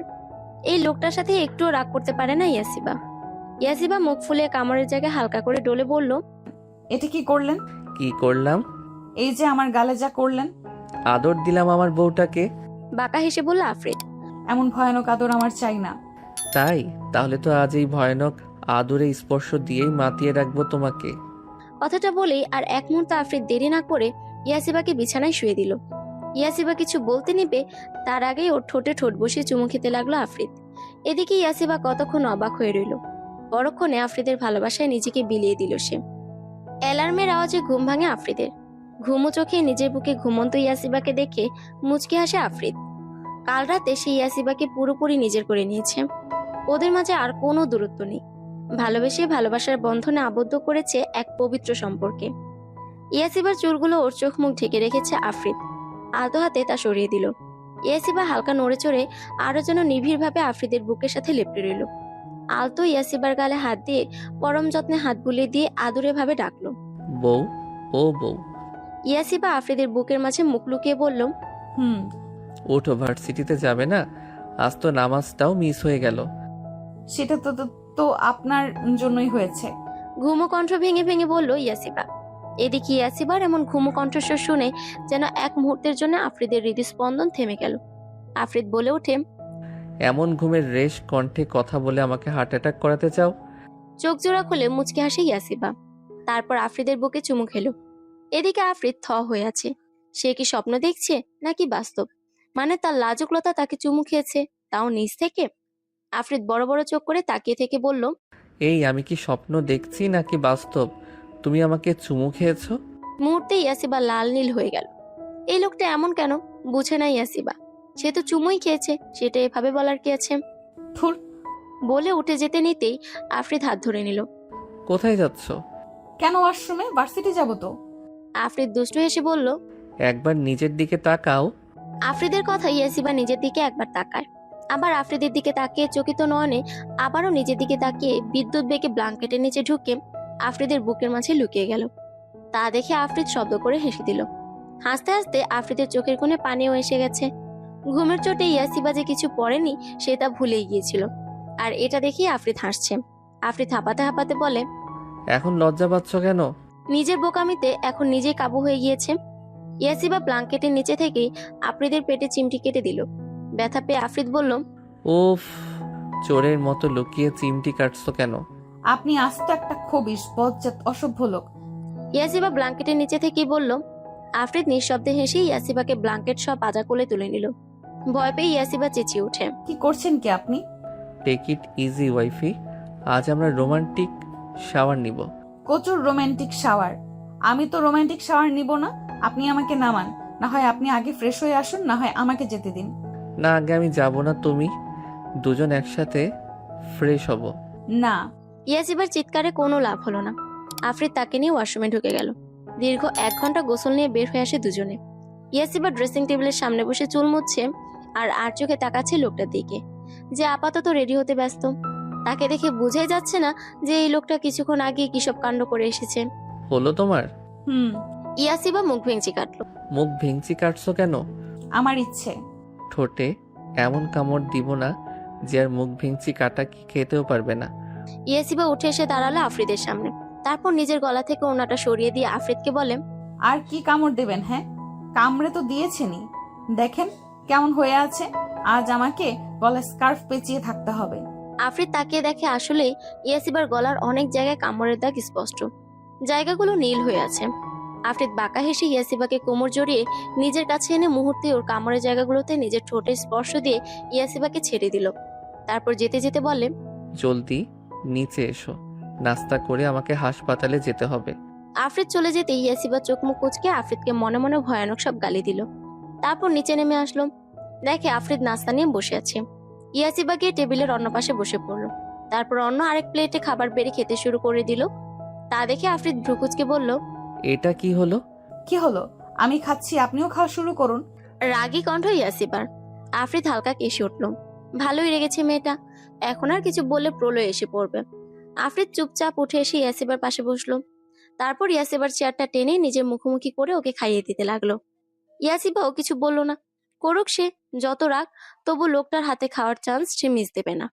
খাওয়া দাওয়া শেষে দুজন রওনা দিল তাদের উদ্দেশ্যে। ইয়াসিবার কলেজের সামনে গাড়ি থামাতেই ইয়াসিবা নেমে যেতে নেয়, কিন্তু তার আগে আফরিদ তার হাত ধরে নিজের কাছে নিয়ে আসলো। তারপর ইয়াসিবার দুগালে হাত দিয়ে ওর কপালে চুমু খেলো।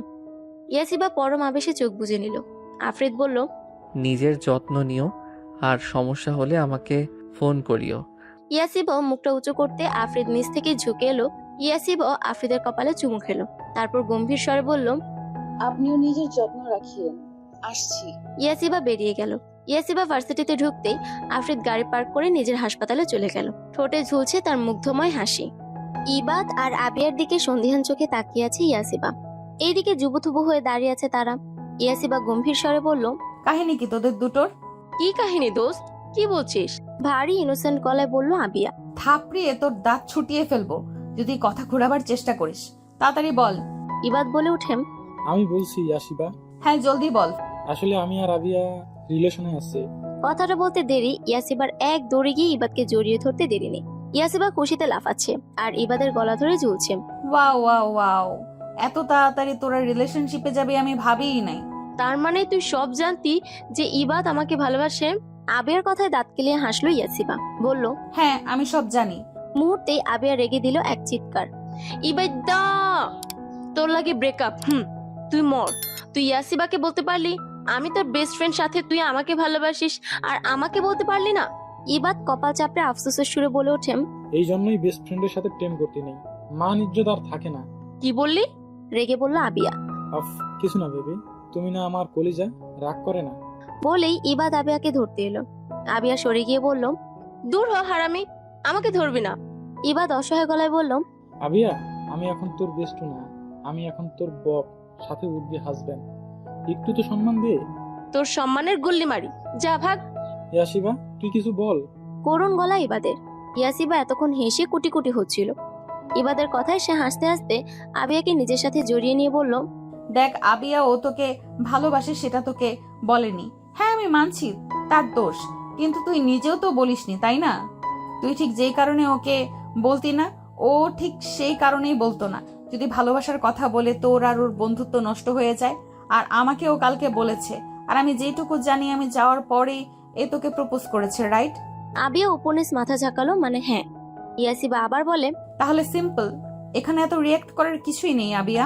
আবিয়া কতক্ষণ গম্ভীর মুখে ইবাদের দিকে তাকিয়ে থাকলো, তারপর জোরে হেসে দিয়ে ইবাদকে এক সাইড থেকে জড়িয়ে ধরলো। ইবাদও হেসে দিল। এদিকে ইয়াসিবা চোখ ছোট ছোট করে তাকিয়ে বলল, বাহ, আমি মিল করিয়ে দিলাম আর এখন আমাকেই কেউ চিনে না। আবিয়া আর ইবাদ হেসে দিল। ইবাদ বলল, আজ ক্লাস করা লাগবে না, চল আজ আমি ট্রিট দিব তোকে। ইয়াহু, দাঁড়া, আগে ওনাকে একটু ফোন দিয়ে নেই। ওকে বলেই ইয়াসিবা ফোন লাগালো আফ্রিদের কাছে। আফ্রিদ ফোন রিসিভ করেই বলল, কি ম্যাম, আজ এত খুশি, ব্যাপার কি? আপনি কি করে জানলেন? অবাক হয়ে বলল ইয়াসিবা। ম্যাম, কাইন্ডলি আমার হাসপাতালের 5 তলায় তাকান, সেখানে আপনার ইনোসেন্ট বরটা আপাতত দূর থেকে তার বউটার হাসি হাসি মুখ দেখছে। আফ্রিদের কথাই ইয়াসিবা ঘাড় ঘুরিয়ে পাশের বিল্ডিং, যেটা আফ্রিদের হাসপাতাল, সেদিকে তাকায়। ভালোভাবে তাকিয়ে দেখে আফ্রিদ তার কেফিনের ব্যালকনির কাজটা পুরো খুলে রেখেছে আর সেখানেই দাঁড়িয়ে থেকে সে ইয়াসিবাকে দেখছে। ইয়াসিবা মুখ ফুলিয়ে বলল, আমাকে দেখে আপনি কি করবেন? আমার বউটার মুখটা দেখলে যে আমার কি পরিমাণ সুখ অনুভূত হয় তা যদি আমার বউটাকে বোঝাতে পারতাম। হয়েছে, পাম মারা লাগবে না। আমি এখনো রেগে আছি আপনার উপর। আল্লাহ বলে কি, এখনো রেগে আছে আমার বউটা? হ্যাঁ, সকালে আপনি যে কাণ্ড করেছেন আমি রাখবো না। আচ্ছা, রাতে এসে সব রাগ আদরের সোহাগে ভ্যানিশ করে দিব। আপনি আস্ত একটা অসভ্য। লাজুক কণ্ঠে বলল ইয়াসিবা। হ্যাঁ আমি জানি। হেসে বলল আফ্রিদ। আচ্ছা শুনুন না, হ্যাঁ বলুন না। আমি না ইবাদ আর আবিয়ার সাথে রেস্টুরেন্টে যাব। ইবাদ আমাকে ট্রিট দিবে। কিসের ট্রিট? ভ্রু কুচকে বলল আফ্রিদ। আবিয়া এন্ড ইবাদের ডেটিং ইজ আদার। খুশি কণ্ঠে বলল ইয়াসিবা। আফ্রিদ বলল, ও আচ্ছা, তাই তো বলি ম্যাডাম এত খুশি কেন? যাব। ম্যাডাম যখন যেতে চায় আমি না করি কিভাবে? না হলে যে বউটার আরো রেগে যাবে, তারপর এত এত রাগ ভাঙানো তো আমার জন্য মুশকিল।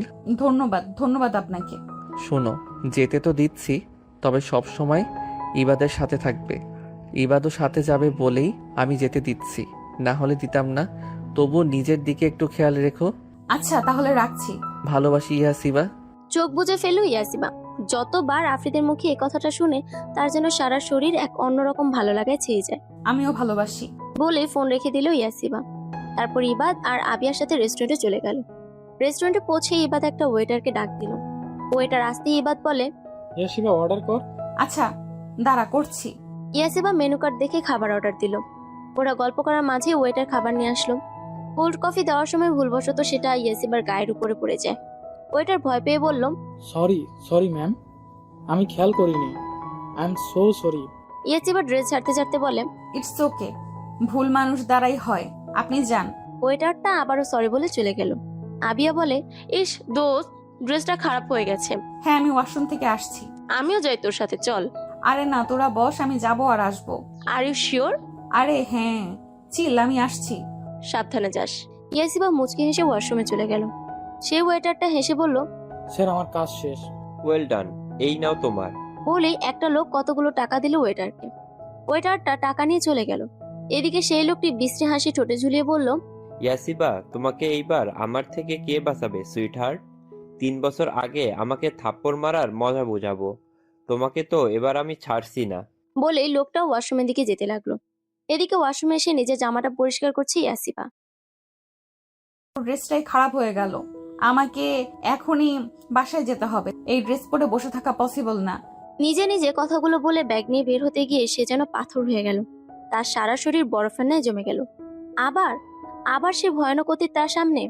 আবার কেন কেন তার সাথেই কেন এমনটা হয়? আবার কেন অতীতগুলো তার জীবনে আসছে? সে কি একটু সুখে থাকতে পারবে না? তার কপালটা এত খারাপ কেন? যখনই তার জীবনে সুখ নামক পাখিটি এসে ধরা দেয়, ঠিক তখনই দুঃখ নামক তীরটা এসে সেই পাখিটিকে হত্যা করে ফেলে। ইয়াসিবার সারা শরীর থরথর করে কাঁপতে লাগলো। তা দেখে সামনে থাকা ব্যক্তিটি বিকট হেসে বলল, কি সুইট হার্ট, আমাকে দেখে বুঝি খুব খুশি হওনি? আমাকে এত তাড়াতাড়ি ভুলে গেলে? আমরা যে একে অপরকে কত ভালোবাসতাম ভুলে গেলে? ইয়াসিবা ভর্ত চোখে তাকিয়ে রইল স্রেফ। ব্যক্তিটি বাঁকা হেসে ইয়াসিবার দিকে আগাতে লাগলো। ইয়াসিবা তাকে আগাতে দেখে ভয় পেয়ে পিছাতে লাগলো। যখন একেবারে ওয়াশরুমের দেয়ালে পিঠ থেকে গেল, তখন ইয়াসিবা শব্দ করে কেঁদে দিল। ব্যক্তিটি জলদি ইয়াসিবার কাছে এসে ওকে ধরতে গেলে ইয়াসিবা সাইড কেটে সরে যায়। ব্যক্তিটি অভিনয়ের মতো বলে, আরে আরে, কাঁদছো কেন? কাঁদো না। তুমি তো আমাকে ভালোবাসো, তাই না? আসো, আমার কাছে আসো। ইয়াসিবা কাঁদতে কাঁদতে পিছিয়ে গেল। ইয়াসিবা ভয়ে কাঁদতে কাঁদতে বলে, কেন আবার এসেছেন? প্লিজ চলে যান। আমি একটু সুখ চাই। প্লিজ আফ্রিদের সাথে আমাকে একটু সুখে থাকতে দিন প্লিজ। তা তো হচ্ছে না বেবি। বলে ব্যক্তিটি ইয়াসিবার মুখে রুমাল চেপে ধরলো। রুমালে অজ্ঞান করার ওষুধ লাগানো ছিল, তাই ইয়াসিবা চোখে সব ঘোলা দেখতে লাগলো। চোখ বুজার আগে সে অস্ফুট স্বরে বলে উঠলো, আকাশ, কাজটা ভালো করলেন না। আমার আফ্রিদ ছাড়বে না আপনাকে। ইয়াসিবা অজ্ঞান হয়ে পড়ে গেল। রেস্টুরেন্টের প্রতিটা কোণায় তন্ন তন্ন করে ইয়াসিবাকে খুঁজে বেড়াচ্ছে আফ্রিদ, কিন্তু তার ইয়াসিবা কোথাও নেই। একসময় খুঁজে না পেয়ে চেয়ারে ধপ করে বসে পড়ে আফ্রিদ।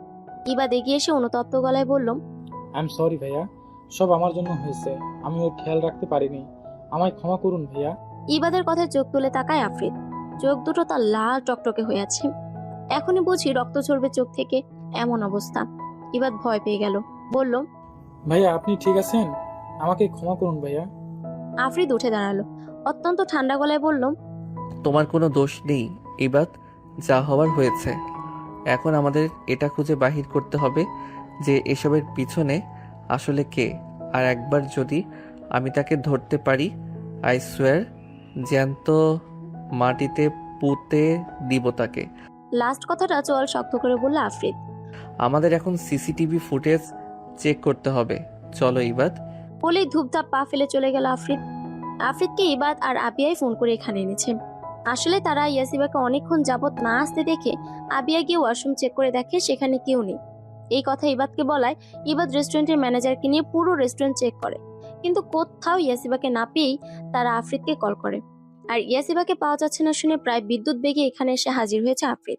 এসেই সে কি পাগলামো পুরো রেস্টুরেন্ট মাথায় উঠিয়ে ফেলেছে। চোখ জোড়া আস্তে আস্তে খুলে তাকায় ইয়াসিবা। মাথাটা প্রচুর ব্যথা করছে তার। হালকা করে নড়ে উঠতেই সে বুঝতে পারে তার হাত পা মুখ সব বাঁধা, আর তাকে মেঝেতে ফেলে রাখা হয়েছে। চেয়ে ও ইয়াসিবা চিৎকার করতে পারছে না। চোখের অশ্রুগুলো অবিরাম ঝরতে লাগলো। এ কোন বিপদে পড়লো সে? আল্লাহ তাআলা কেন তার আফ্রিদের সাথে এমনটা করে? কি পাপ করেছিল তারা? ভালোই তো বেশি ছিল একে অপরকে। তাহলে হঠাৎ কারো পায়ের আওয়াজ পেতে দ্রুত চোখ জোড়া বন্ধ করে ফেলে। সে জানে তাকে যদি সজাগ দেখে তাহলে হয়তো অনেক খারাপ কিছু হতে পারে, তাই সে চোখ বন্ধ করে রইল। রুমে প্রবেশ করে মেঝেতে তাকায় আকাশ। দেখে ইয়াসিবা এখনো অজ্ঞান। আকাশ বলল, এরও তো দেখি এখনো জ্ঞান ফেরেনি। এর মুখে পানি ছুঁড়ে মারো। অনেক জ্বালিয়েছে, এইবার এর শেষ হবেই হবে। ওকে মরতে হবে। ঠিক বলছো আকাশ, একে আর বাঁচতে দেয়া যাবে না। 3 বছর আগে অনেক প্ল্যান করে ওকে আফ্রিদির জীবন থেকে সরিয়েছি, কিন্তু এইবার চিরতরে ওকে সরাতে হবে। আমার এত কষ্ট, এত প্ল্যান সব বিফলে গিয়েছে। আফ্রিদি সেই ওকেই বিয়ে করেছে, কিন্তু আর না, এই রাস্তার টোকাইয়া মেয়েকে আমি কিছুতেই আফ্রিদির বউ মানতে পারবো না। আর এখন তো ও বিশাল সম্পত্তির মালিক। একে মেরে ফেললেই সেই সব সম্পত্তি আফ্রিদির হয়ে যাবে, আর ও মরলে আফ্রিদি এমনিতেই ভেঙে পড়বে। সেই সুযোগ কাজে লাগিয়ে আমি সব সম্পত্তি আমার নামে করে নিব, তারপর আফ্রিদিকেও মেরে ফেলবো। আর এমন মৃত্যু দেব যাতে সবাই ভাবে মানসিক চাপ সহ্য করতে না পেরে ডাক্তার আফ্রিদির মৃত্যু হয়েছে। বলেই অট্টহাসিতে ফেটে পড়ল কায়া চৌধুরী। আপনার প্ল্যান কিন্তু ফ্লপ যায়নি। 3 বছর আগে যদি ইয়াসিবা মরেই যেত তাহলে এত এত সম্পত্তি আমরা পেতাম কিভাবে? একদিক দিয়ে ভালোই হয়েছে। শয়তানি হাসি আকাশের ঠোঁটে। হ্যাঁ, ঠিক বলছো। এর সম্পূর্ণ ক্রেডিট তোমার, আকাশ। Thanks ma'am. কিন্তু আমার একটা বিষয়ে ভয় লাগছে। চিন্তিত কণ্ঠ কায়া চৌধুরীর। কি? আফ্রিদি কিন্তু অনেক চালাক। আমার চিন্তা এই নিয়ে যে ও সব জেনে ফেললে সব ধ্বংস করে দিবে। আরে টেনশন করিয়েন না ম্যাম, আমি এমন কোনো চিহ্নই রাখিনি যেটা দিয়ে ও বুঝবে। তাই যেন হয়, আকাশ। আকাশ আর কায়া চৌধুরী এক পলক ইয়াসিবার দিকে তাকিয়ে চলে গেল। ওরা যেতে চোখ খুলে তাকায় ইয়াসিবা। সে নিজের কানকে বিশ্বাস করতে পারছে না। এতদিন সে ভাবতো আফ্রিদকে কায়া চৌধুরী অনেক ভালোবাসে, আর সেই জন্য একটা এতিম অনাথ মেয়েকে নিজের ছেলের বউ হিসেবে মানতে পারবে না, এই জন্যই ওইসব করেছিল। কিন্তু এখানে তো প্ল্যান অন্য। মানুষটা এতটা খারাপ কি করে হতে পারে? সামান্য সম্পত্তির জন্য এত জঘন্য কাজ করলো তারা। আরে তারা যদি একবার বলতো যে তারা সম্পত্তির জন্য এসব করছে, তাহলে ইয়াসিবা আর আফ্রিদ দুজনেই হাসি মুখে তা দিয়ে দিত, তবুও তোরা একটু সুখে থাকতো। না, আর কিছু ভাবতে পারছে না ইয়াসিবা। চোখের জলে ঝাপসা দেখছে সে। তার এটা ভেবে কান্না পাচ্ছে, আফ্রিদ যদি এসব সত্যি জেনে যায় তাহলে সে একেবারে ভেঙে গুড়িয়ে যাবে। সামলানো অনেক কষ্ট হয়ে যাবে তাকে। মানুষ ঠিকই বলে, সৎ মা কখনো আপন মায়ের জায়গা নিতে পারে না। আফ্রিদ যদি জানতে পারে কায়া চৌধুরী তার আপন মা না, তাহলে ওর যে কি হবে। ইয়াসিবা মাথা ব্যথায় ছিঁড়ে যাচ্ছে। এসব আর ভাবতে পারছে না। এই কষ্টগুলো তো ও গত 3 বছর আগে থেকে সহ্য করে আসছে। আর কত সহ্য করবে, আর কত? কান্নায় ভেঙে পড়ল ইয়াসিবা। সিসিটিভি রুমে দাঁড়িয়ে আছে আফ্রিদ, ইবাদ আর আবিয়া। ম্যানেজার তাদের সিসিটিভি ফুটেজ দেখাচ্ছে। হঠাৎ আফ্রিদ চেঁচিয়ে উঠল, স্টপ দেয়ার। এখানেই প্রবলেম। এই ওয়েটারটাকেই আমার সামনে হাজির করো। আসলে তখন যে ওয়েটারটা ইয়াসিবার গায়ে কোল্ড কফি ফেলে দিয়েছিল সেই ওয়েটারকেই আনতে বলছে। ইবাদ বলে উঠল, কিন্তু ভাইয়া এই ওয়াটারটা তো কিছু করেনি, ওটা ভুলই হয়েছিল। আফ্রিদ গম্ভীর স্বরে বলল, না ইবাদ, এটা ভুলবশত না। এখানে ভালোভাবে খেয়াল করলেই বোঝা যাচ্ছে যে সে ইচ্ছে করে কোল্ড কফিটা ফালিয়েছে। খেয়াল করে দেখো তুমি। ইবাদ আর আবিয়া ফুটেজটা ভালো করে দেখলো। আবিয়া জোরে বলে ওঠে, আসলে ভাইয়া আপনি ঠিক বলেছেন। আফ্রিদ ম্যানেজারকে বলল, আপনারা এতটা ইরেসপন্সিবল কিভাবে হন? এই আপনাদের সিকিউরিটি সিস্টেম। আমি পুলিশে দিব সবাইকে যদি আমার ইয়াসিবার কিছু হয়ে যায়। ম্যানেজার মুখটা কাচুমাচু করে বলল, সরি, আমি বুঝতে পারিনি যে এরকম কিছু হয়ে যাবে। আপনি আসুন আমার সাথে, আমি আপনাকে সেই ওয়েটারের কাছে নিয়ে যাই, আসুন। ম্যানেজার আফ্রিদকে নিয়ে গেল সেই ওয়েটারের কাছে। ওয়েটাররা সবাই তখন এক জায়গায় দাঁড়িয়ে নিজেদের মধ্যে কথা বলছিল। আফ্রিদ সোজা গিয়ে সেই ওয়েটারটার কলার চেপে ধরে নাক বরাবর ঘুষি মারল। ওয়েটারটা ছিটকে পড়ে গেল। আফ্রিদ আবার গিয়ে মারলো, চিল্লিয়ে বলল, বল আমার ইয়াসিবা কোথায়, বল, না হলে আমি তোকে মেরেই ফেলবো। বলেই আবারও মারতে লাগলো। স্যার আমি জানি না, স্যার আমি কিছু জানি না। গোঙাতে গোঙাতে বলল ওয়েটার। বলবি না তাই না? বলবি না ইবাদ? আফ্রিদের ডাকে ইবাদ বলে, জি ভাইয়া। পুলিশকে ইনফর্ম করো। জেলে গিয়ে শক্ত ডান্ডার বাড়ি খেয়েই ও সব বলবে। পুলিশের কথা বলতে ওয়েটারটা ভয়ে জড়সড় হয়ে গেল। 7-5 না ভেবে কাঁদতে কাঁদতে বলল, আমি বলবো স্যার, আমি বলবো। প্লিজ আমাকে জেলে দিবেন না স্যার। বল তাড়াতাড়ি। স্যার লোকটার নাম আমি জানি না, তবে লোকটা আমাকে 50,000 টাকার অফার করেছে। বলেছে ওই ম্যামের গায়ে জুস ঠেলে দিতে, আর ম্যাম ওয়াশরুমে গেলে তাকে কৌশলে যেন লেডিস ওয়াশরুমে আমি ঢোকার ব্যবস্থা করে দিই, আর ম্যাম অজ্ঞান হলে তাকে যেন হেল্প করি ম্যামকে ওনার গাড়ি পর্যন্ত পৌঁছে দিতে। ওয়েটারের কথায় আফ্রিদের রাগ যেন আরো বেড়ে গেল। সে বিকট এক থাপ্পড় দিল ওয়েটারকে, বলল, গাড়ির নাম্বার মনে আছে? জলদি বল, না হলে। বলছি স্যার। ওয়েটারটা আফ্রিদকে গাড়ির নাম্বার বলে দিল। ততক্ষণে পুলিশ এসে হাজির। ইবাদে কল করেছিল পুলিশকে। পুলিশ এসে ওয়েটারটাকে ধরে ফেললো। আফ্রিদ রাগে থরথর করে কাঁপছে। আমার ইয়াসিবার কিছু হলে তাকে আমি জানে শেষ করে দিব। আমাকে কেউ আটকাতে পারবে না, কেউ না। ইয়াসিবার সারা শরীর ব্যথা করছে। অনেকক্ষণ এইভাবে বেঁধে থাকায় এই অবস্থা। সে চেষ্টা করছে কোনো রকম একটু উঠে বসতে, কিন্তু তাও পারছে না। এর মাঝে রুমে প্রবেশ করলো কায়া চৌধুরী। ইয়াসিবাকে এমন অবস্থায় দেখতেই সে হাসি দিল। ইয়াসিবা চট করে তাকায়, চাইতেও কিছু বলতে পারছে না সে। কায়া চৌধুরী বলল, আহারে মা, কষ্ট হচ্ছে? কি আর করার বলো, শাশুড়ি মায়েরা একটু দজ্জাল টাইপ থাকে, তুমি তো জানোই। তবে আমি কিন্তু অতটাও খারাপ না, তোমাকে আমি তোমার শেষ ইচ্ছা বলার সুযোগ অবশ্যই দিব। কায়া চৌধুরী ইয়াসিবার সামনে হাঁটু ভেঙে বসে পড়ল। তারপর ইয়াসিবার মুখের ট্যাপটা একটানে খুলে দিল। ব্যথায় আর্তনাদ করে উঠে ইয়াসিবা। তা দেখে কায়া চৌধুরী বলল, আহারে, ব্যথা পেলে? I am sorry. হ্যাঁ, আমি তো তোমার মা, বলো। শাশুড়িরা তো মা ই হয়, তাই না? ইয়াসিবা ঘৃণা ভরা গলায় বলে, আপনি কারো মা হওয়ার যোগ্য না। আপনি নিকৃষ্ট জঘন্যতম একজন মহিলা। আপনাকে মা বললে মা শব্দটাই অপমান করা হবে। আল্লাহ এই জন্যই হয়তো আপনাকে মাতৃত্বের স্বাদ নিতে দেননি, এই জন্যই আপনি কখনো মা হতে পারেননি। ইয়াসিবার কথায় কায়া চৌধুরী ইয়াসিবাকে জোরে একটা থাপ্পড় মারলো। বলল, যত বড় মুখ নয় তত বড় কথা। তুই মরবি, খুব বাজেভাবে মরবি। ইয়াসিবাকে আবারও ধাক্কা মেরে চলে গেল কায়া চৌধুরী। ইয়াসিবা কেঁদে দিয়ে বলল, আফরিদ, আপনি কোথায়? আমাকে নিয়ে চলুন এখান থেকে।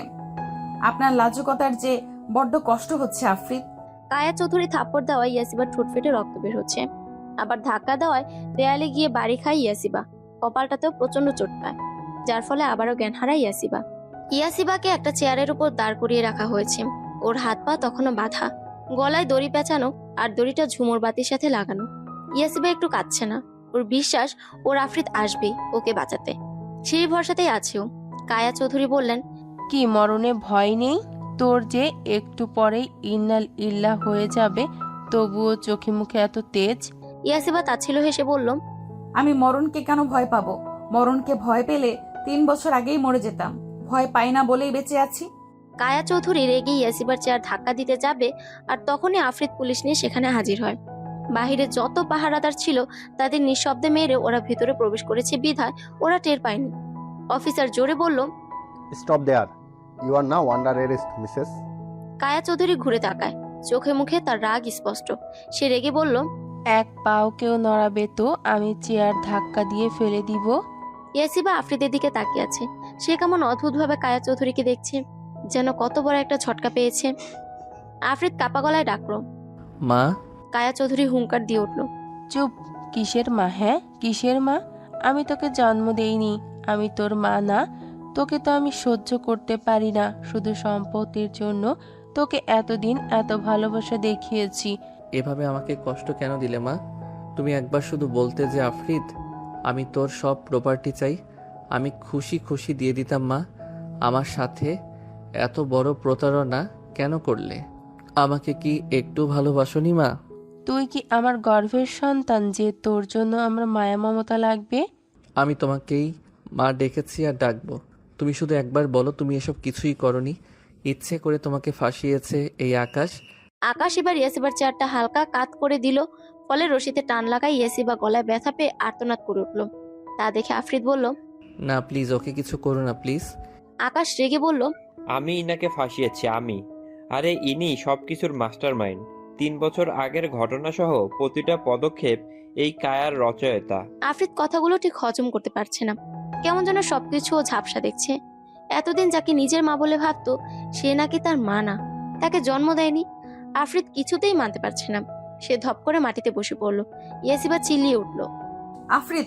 এতক্ষণ আবিয়া পুরো পরিস্থিতি ভালোভাবে দেখছিল। সবাই কায়া আর আকাশ যখন আফরিদের সাথে ব্যস্ত, এই সুযোগে সে ইবাদকে নিয়ে আকাশ আর কায়া চৌধুরীকে জাপটে ধরে ফেলল। ইবাদ আকাশকে টেনে হিঁচড়ে পুলিশের কাছে ছুড়ে মারল। পুলিশ সাথে সাথে আকাশকে ধরে ফেলল। এদিকে কায়া চৌধুরীকে আবিয়া কোনো মতে ধরে রাখতে পারছে না, যার ফলে কিছু লেডিস কনস্টেবল এসে আবিয়াকে হেল্প করলো। লেডিস কনস্টেবলরা কায়া চৌধুরীকে নিয়ে যেতে লাগলো। কায়া চৌধুরী ছিটকে সরে আসে, তারপর বলে, আমি যেহেতু ধরা পড়েই গিয়েছি, তখন ইয়াসিবাকেও বাঁচতে দিব না। কনস্টেবল দৌড়ে এসে ওকে ধরার আগেই কায়া চৌধুরী ইয়াসিবার চেয়ার লাথি দিয়ে সরিয়ে দেয়। ইয়াসিবা চিৎকার করে উঠে আফরিদ বলে, ইয়াসিবার চিৎকারে আফরিদ তাকায় উপরে। এতক্ষণও একটা ভ্রম ছিল। ইয়াসিবাকে দড়িতে ঝুলতে দেখে আফরিদ দ্রুত দৌড়ে এসে ইয়াসিবার পা ধরে উঁচু করে ধরল। ইবাদ জলদি চেয়ারটা দাঁড়া করে তার উপর নিজে দাঁড়িয়ে ইয়াসিবার দড়ি কেটে দিল। দড়ি কাটার পরে ইয়াসিবা পড়ে যেতে নিতেই আফরিদ সাথে সাথে ওকে নিজের সাথে আঁকড়ে ধরে। ইয়াসিবা কাশছে। আফরিদ ইয়াসিবাকে নিজের বুকের সাথে চেপে ধরে বলল, ইয়াশিবা, তুমি ঠিক আছো? কোথায় লেগেছে আমায় বলো। জান, কষ্ট হচ্ছে জান? ইয়াসিবা আফরিদকে ধরে হু হু করে কেঁদে দিল। আফরিদও ইয়াসিবাকে নিজের বুকের মাঝে জাপটে ধরলো, বলল, ইয়াশিবা, আজ তোমাকে বলতেই হবে কি হয়েছিল 3 বছর আগে। আমাকে জানাও, সত্যিটা বলো ইয়াশিবা। আমি বলবো আফরিদ, সব বলবো। অতীতের কাহিনী। ইয়াসিবা আর আফরিদ একে অপরকে ভালোবাসতো 2 বছর ধরে। ইয়াসিবা একটা অনাথ আশ্রমে থাকতো, আর সেখানেই আফরিদ আর তার কিছু বন্ধুরা এতিমখানার বাচ্চাদের বিনা পয়সায় চিকিৎসা দিতে আসছিল। তখন আফরিদ মাত্র মেডিকেল স্টুডেন্ট ছিল, এই টুকটাক চিকিৎসা করতে জানতো। মেডিকেল থেকেই তাদের এখানে আনা হয়, আর সেখানে ইয়াসিবাকে দেখে আফরিদ তাকে ভালোবেসে ফেলে। ইয়াসিবা তখন সবে মাত্র ইন্টার ফার্স্ট ইয়ারে পড়তো। সেই দিনের পর থেকে আফরিদ প্রতিদিন ইয়াসিবাকে দেখতে আসতো, কিন্তু প্রতিবার আফরিদকে দেখলেই ইয়াসিবা দৌড়ে চলে যেত। কিন্তু মনে মনে সেও আফরিদকে ভালোবেসে ফেলেছিল। পহেলা বসন্তে আফরিদ তাকে প্রপোজ করে। ইয়াসিবা আর পারেনি আফরিদকে দূরে ঠেলে দিতে, সেও নিজের অব্যক্ত অনুভূতির কথাগুলো বলে দেয়। এইভাবেই তাদের প্রেমের শুরু বেশ ভালোই কাটছিল তাদের দিনগুলো। প্রেমের 2 বছর কিভাবে কেটে গেল তা কেউই জানে না। কায়া চৌধুরী চাইতেন আফরিদকে কোনো বড় লোকের মেয়ের সাথে বিয়ে দিতে, আর ভোলাভালা এমন টাইপ যে তার সব কথা শুনবে। আর এমন ছিল তার ভাগ্নি আয়েশা। কায়া চৌধুরী যা বলতেন তাই করতে রাজি সে। কিন্তু আফরিদ যে ইয়াসিবাকে ভালোবাসে তা সে কোনোভাবেই মেনে নিতে পারেনি। তাই সে ইয়াসিবার এতিমখানায় আসে। ইয়াসিবাকে বলে আফরিদকে ছেড়ে দিতে, বিনিময়ে যত টাকা চায় সে দিবে। যখন ইয়াসিবা রাজি হয় না, তখন সে বলে যে সে আফরিদের আসল মানা। আর এই কথাটি আফরিদ যদি জানে তাহলে সে অনেক ভেঙে পড়বে, মানসিক চাপ নিতে পারবে না। এও মিথ্যা বলে আফরিদের মাথায় বেশি চাপ পড়লে ও মরেও যেতে পারে। ইয়াসিবা ছোট ছিল, এত কিছু সে বুঝতো না। কায়া চৌধুরী তাকে এমন এমন ভয়ানক ভাবে সব বলে যে বেচারি ভয় পেয়ে যায়, আর কায়া চৌধুরী যা করতে বলে সে রাজি হয়ে যায়। ইয়াসিবা সেদিনেই কায়া চৌধুরীর কথা মতো কাজ করে। আফরিদ ইয়াসিবার সাথে দেখা করতে আসলেই ইয়াসিবা আফরিদের সাথে যাচ্ছে তাই বিহেভ করে। কায়া চৌধুরী আকাশকে ভাড়া করে আনে ইয়াসিবার ফেক বয়ফ্রেন্ড করে, আর আকাশকে দেখিয়েই ইয়াসিবা আফরিদকে বলে তার আর আফরিদকে দরকার নেই। আকাশকে অনেক বড় লোকের ছেলে, আর তাই সে আকাশকে বিয়ে করবে। সেদিন আফরিদ ভীষণ কেঁদেছিল। আফরিদের কান্না দেখে ইয়াসিবারও যেন বুকটা ফেটে যাচ্ছিল, কিন্তু নিজের ভালোবাসার মানুষকে বাঁচাতে তা করতেই হতো। আফরিদ বারবার বলেছিল সব মিথ্যে, সে কিছুতেই বিশ্বাস করতে রাজি হচ্ছিল না। সেদিন ইয়াসিবা আফরিদকে অনেক জোরে থাপ্পড় মারে। আফরিদ অবাক চোখে শুধু তার ইয়াসিবাকে দেখেছিল। সেদিন আফরিদ একরাশ ঘৃণা নিয়ে ফিরে গিয়েছিল। আফরিদ যেতেই ইয়াসিবা কান্নায় ভেঙে পড়ে। তারপর সিদ্ধান্ত নেয় সে এখান থেকে চলে যাবে অনেক দূরে।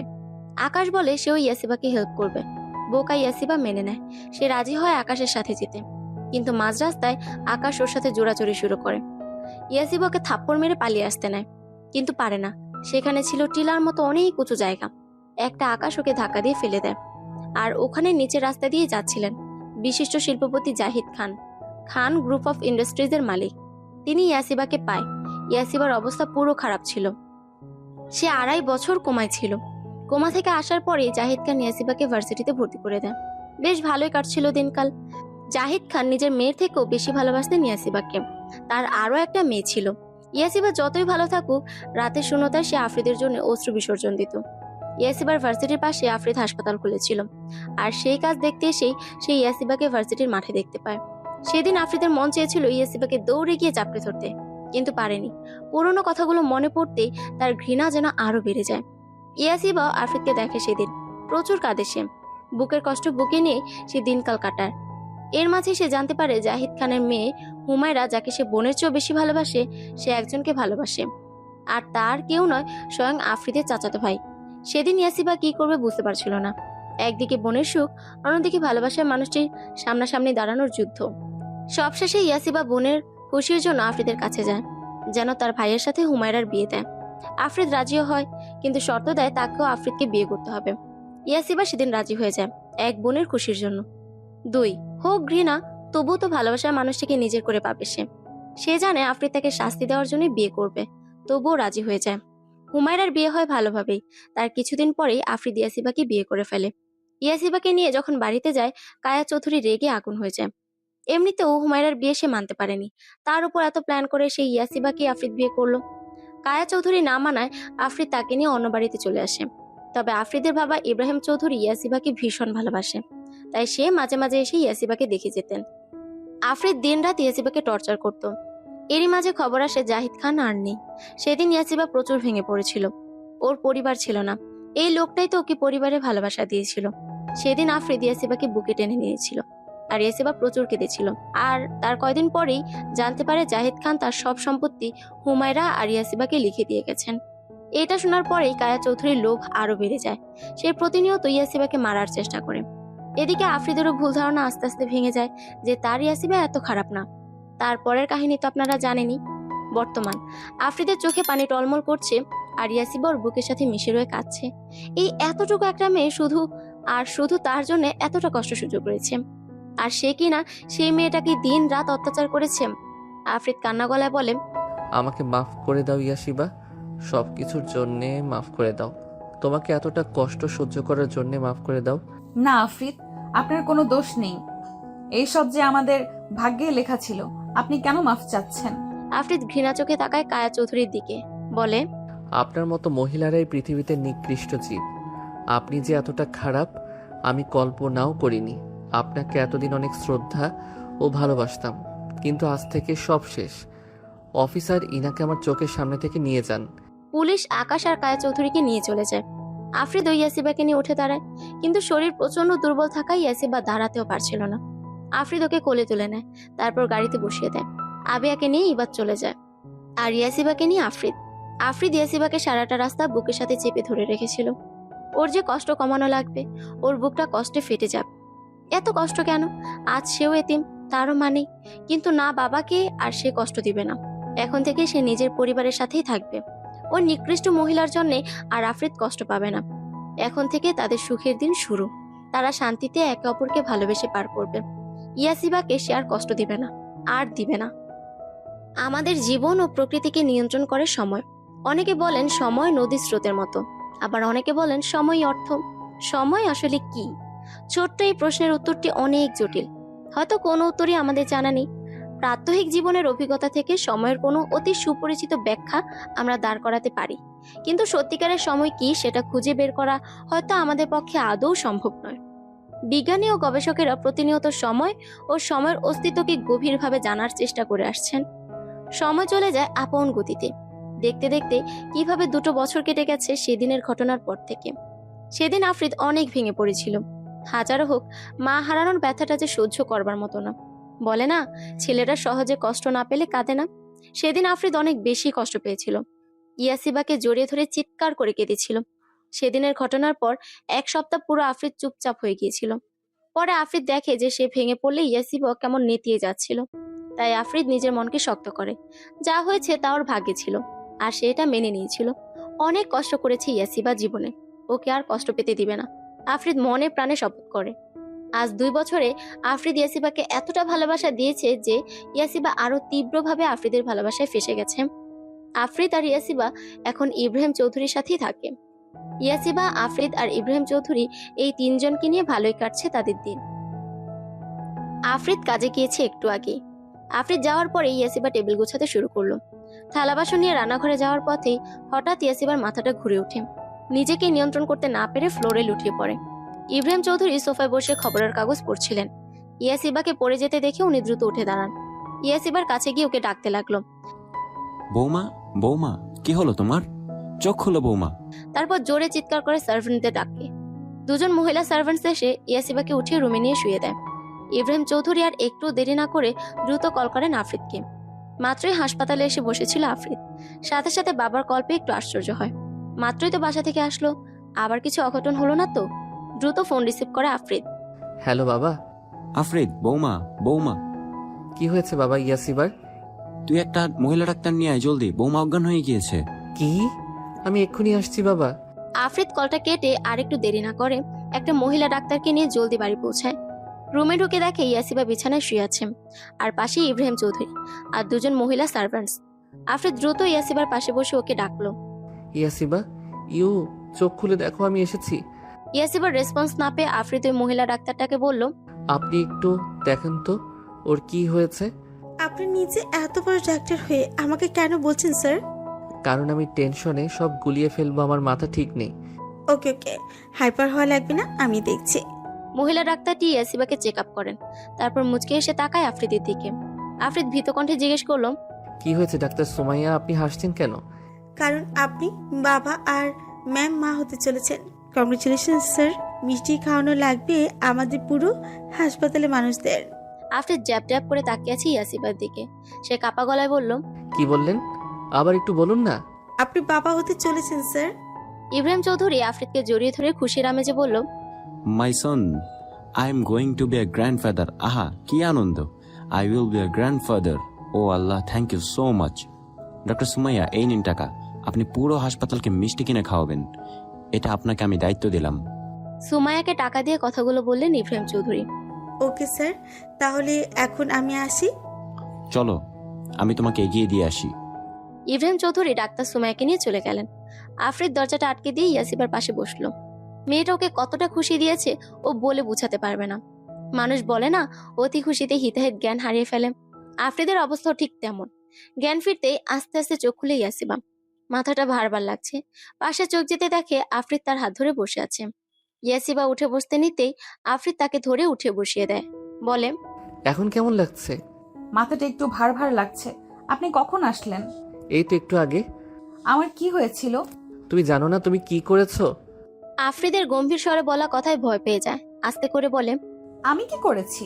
হুট করে আফ্রিদ ইয়াসিবাকে জড়িয়ে ধরলো। ইয়াসিবা এবার মনে হয় ভয়ে কেঁদে দিবে।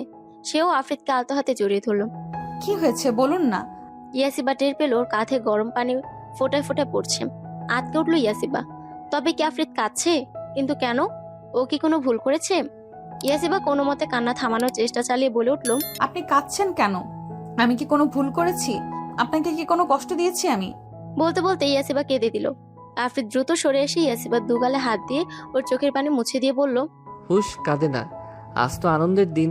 জানো পৃথিবীতে অতিরিক্ত আনন্দ কোনটা একটা পুরুষের জন্য? যখন সে জানতে পারে তার ভালোবাসার মানুষটির মাঝে আরও একটা ভালোবাসার অস্তিত্ব বেড়ে উঠছে, তখন ঠিক কতটা আনন্দ লাগে বলে বোঝাতে পারবো না।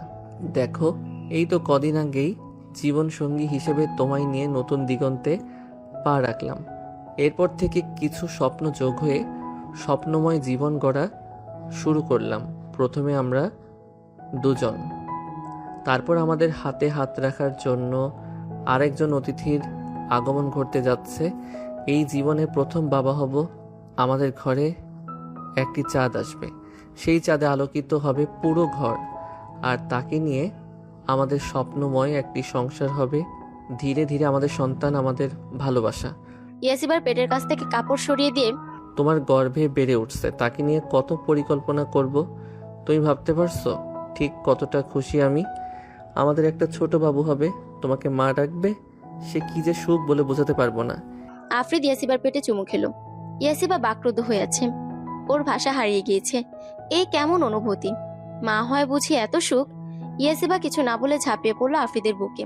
কেঁদে আফ্রিদের বুক ভাসিয়ে দিল। আফ্রিদও কিছু বলল না। ঝরুক না কিছু সুখের অশ্রু, থাকুক না কিছু অব্যক্ত অনুভূতি। অপারেশন রুমে ইয়াসিবার হাত ধরে বসে আছে আফ্রিদ। এদিকে ইয়াসিবা প্রসব বেদনায় চিৎকার করে কাঁদছে। আফ্রিদের নিজের চোখ জোড়া ছলছল করছে। আগে কত সার্জারি করেছে, কত মানুষের সন্তান প্রসব করিয়েছে, কিন্তু আজ নিজের সন্তানের বেলায় কোনো শক্তি পাচ্ছে না সে। হাত কাঁপছে তার। তাই অন্য ডাক্তার সুমাইয়াকে দিয়ে ডেলিভারি করানো হচ্ছে। আফ্রিদ, আল্লাহ এত কষ্ট কেন? আফ্রিদ, আমি মরে গেলে আমার সন্তানকে আগলিয়ে রাখবেন। এসব বলো নাই ইয়াসিবা, কিছু হবে না তোমার। তোমরা দুজনেই সুস্থ থাকবে। ডাক্তার সুমাইয়া, কি ব্যাপার, এত সময় লাগছে কেন? আমার ইয়াসিবা কষ্ট পাচ্ছে। স্যার, বাচ্চার মাথা আটকে গিয়েছে, বের করতে সমস্যা হচ্ছে। ম্যামকে আর একটু জোরে পুশ করতে বলুন, আর একটু ধৈর্য ধরতে বলুন।